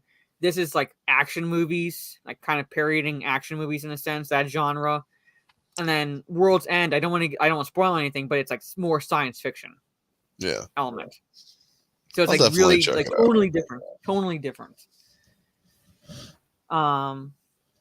Anyway, so I'm gonna kind of like stop sharing a screen. Again, wish I could have played scenes, particularly my favorite, which is the actor who plays Filch when we see him. That is, I would say, gun to my head, is my favorite part in this whole movie. Same. But anyway, thank you, Chad, for hanging out with us. I hope you, if you tuned in late, hope you enjoy the playback. I couldn't go through the entirety of the movie, couldn't touch on every scene, couldn't play much because I risked getting claimed. But thank you all, and thank you again to Orange Hat. Let everybody know, again, your overall impression on the movie, and also where they can find you and anything that you have coming up in the near future. Well, like I said at the beginning, at first I felt it was a slow burn. It's like, why the hell did she recommend this thing to me? But then it pretty quickly after they get to the town, it started to build into the funny where I started to like it more. This movie was purely enjoyable. Just talking about it actually got me to remember some of the scenes a little bit better. And because remember, the last time I saw it was when we did the guest choice together. And it's like, holy crap, I haven't seen it since that long ago, but I'm still able to. I revisited some clips on YouTube to freshen up the memory. But yeah, this movie is definitely one that I do like. I'm probably going to end up getting it if it goes on sale on Vudu. As for where you can find me, you can find me on YouTube, Twitter, Facebook. You could find me on Minds, Getter. I even have a GIF profile on Giphy where I actually make GIFs that pretty much nobody thought to make because it's criminal that they hadn't made them. But yeah, you can find me in those certain areas. I also think I still have an Odyssey account. I'm working on getting my profile verified because otherwise I'm incredibly shadow banned and censored on Twitter. Hence the parentheses in the name. But yeah, that's where you can find me. I do mystery reviews. I'm going to be doing a premiere for Friday for after I go see Avatar 2, The Way of Water. And I do guest choice reviews, as Mara said, where you get to choose the time, the date, and the movie. And we get to talk about it It's basically a nice little fun discussion, preferably a movie that you like, not a movie that we want to tear apart, but a movie that we have a fun time discussing. I think Janet from Another Planet wants me to do the movie Team USA or whatever it was called, that one with all the puppets. Oh, you Team America? Or yeah, that one. And it's like, yeah, you're in for a treat. yeah, I You're in think for a I treat. will. Yeah. And yeah, I also do mystery reviews every Tuesday. I have a poll currently going on Twitter that's going to end in 2 days for which mystery or which movie, because they're all Christmas themed. And next week's mystery review is either going to start with a K or it's going to start with a G. So go to my Twitter and go to the pinned tweet where the poll is and cast your vote. And the hint is, or the hints for the movie is Bad Behavior and Christmas. So that should give you a pretty big hint for what those two movies might be, or which movie those two movies might be. But yeah, that's where you could find me. And Mara, thanks so much for having me on.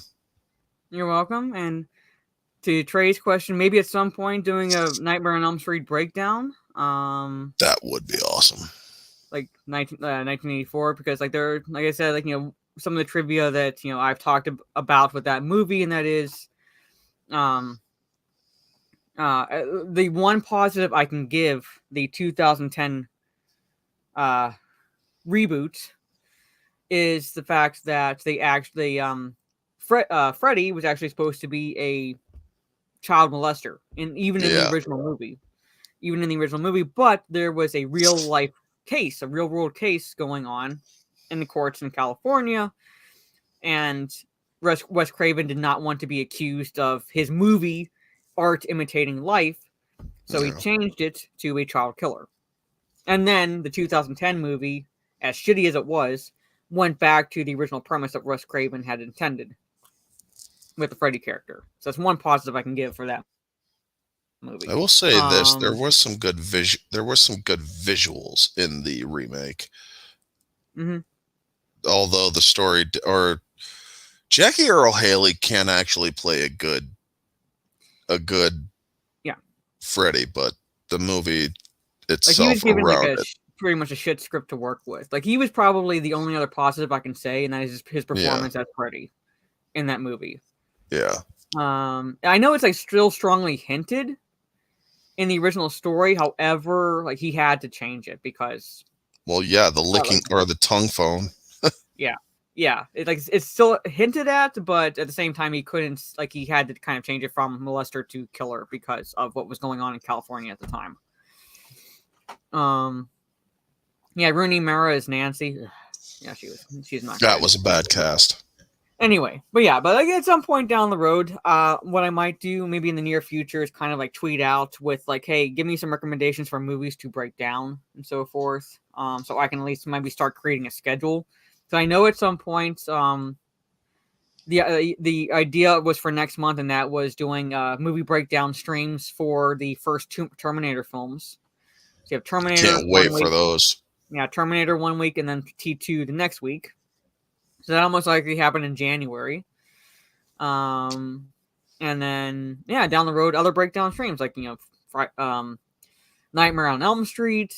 Yeah, like, I just did this with Hot Fuzz. Maybe the other two movies in the Cornetto trilogy, Shaun of the Dead, The World's End, and so forth. I got like other movies that people like and want to get like thoughts on, things like that. Like down the road, near future, gets like schedule set up so that way I'm adding more fun discussion streams to my channel. So I'm not just talking about cringe pretty much every damn week. That's what I'm trying to do. That's what I'm trying to do. Get a little more positivity in your life. Yeah. But anyway, yeah. So yeah, and this again, I'm going to try adding more merch to this store. This is my merch store on TeePublic. I've been neglecting that as well because life, when it's around these major holidays, gets a lot fucking busy for me. So Same it's hard here. to find time. It's hard to find time. Yeah, I'm saying, like, you know, maybe do that as well. The other 2 movies in the Edgar Wright trilogy. Which now I want to watch The World's End, because talking about it and realizing I haven't watched it in like a long time, I do want to kind of watch it. So anyway, again, thank you to Orange Hats. Tomorrow, I'll be on Twitch. Should anything change, I'll let you all know. But I should be on Twitch tomorrow evening, and pray for my soul. I'll be attempting Gotham Knights. Can't wait for that. 30 frames per second. Yeah, that the game itself is like, oh my god. But I told Cowman, I told him I'd play it with him. And then Friday, I'm going to try to do a solo live stream in the afternoon on my live channel, and then go live later that evening on Twitch. Maybe finish up Choo Choo Charles. I don't really have that much longer to do. I just have to do the main campaign, so to speak. And get that done, because that game is pretty short. And then Saturday, Talk Nerdy to Us will be on my channel. I'm going to have it set up prior to when I leave, if I do end up still babysitting my niece, because my brother texted me today going, can you babysit Saturday evening? And I'm like, well, I have something at 10. I do. So when do you need me there? So I told him he has to be as like back in his home no later than 8:30. Because it takes me about 45 minutes to get from his place to where I live. Choo Choo Charles is weirdly entertaining. It is definitely noticeably indie dev, particularly with the graphics. I'm waiting for those. Yeah, I'm going to look at those. But it's weirdly entertaining with the graphics and the premise. And that is like a train and like the engine pretty much has merged with spider legs and can roam the entire land. So it can go off the tracks literally, and you have to survive this shit. So I'm like, okay. So my niece is like, will be 3 next May, so she's still like toddler. Yeah, no mouths moving, the eyes are kind of like looking up like this. It's just like weirdly entertaining. It's just like weirdly entertaining. Like the graphics are like just like they're not absolute shit, but the mouths don't move when they talk to you, and they kind of like look all over the place except at you sometimes. So I'm like, this is just so fucking funny. I don't know, Abomination. But anyway, so I got to wrap this up because it's after 10 p.m. So again, next week will be the top 10 discussion, and then I'll figure out another stream to do between Christmas and New Year's, as well as a bunch of Twitch streams, because I'll be pretty much free just about that entire week to be able to do multiple streams. And yeah, so thank you all again. See you all tomorrow. And yes, pray for my soul, because I'll be playing Gotham Knights. So take care, everyone. Have a good rest of your day or evening, depending on where you are in the world. And we will see you all next time on our channels. Take care. Peace. Stay humble.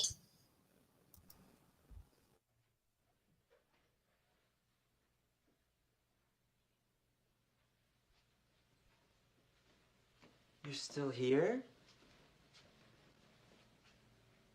It's over. Go home.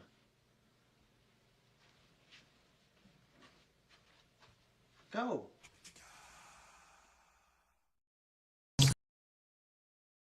It's all about the greater good. The greater good. How can this be for the greater good? The greater good. How can this be for the greater good? The greater good. Shut it!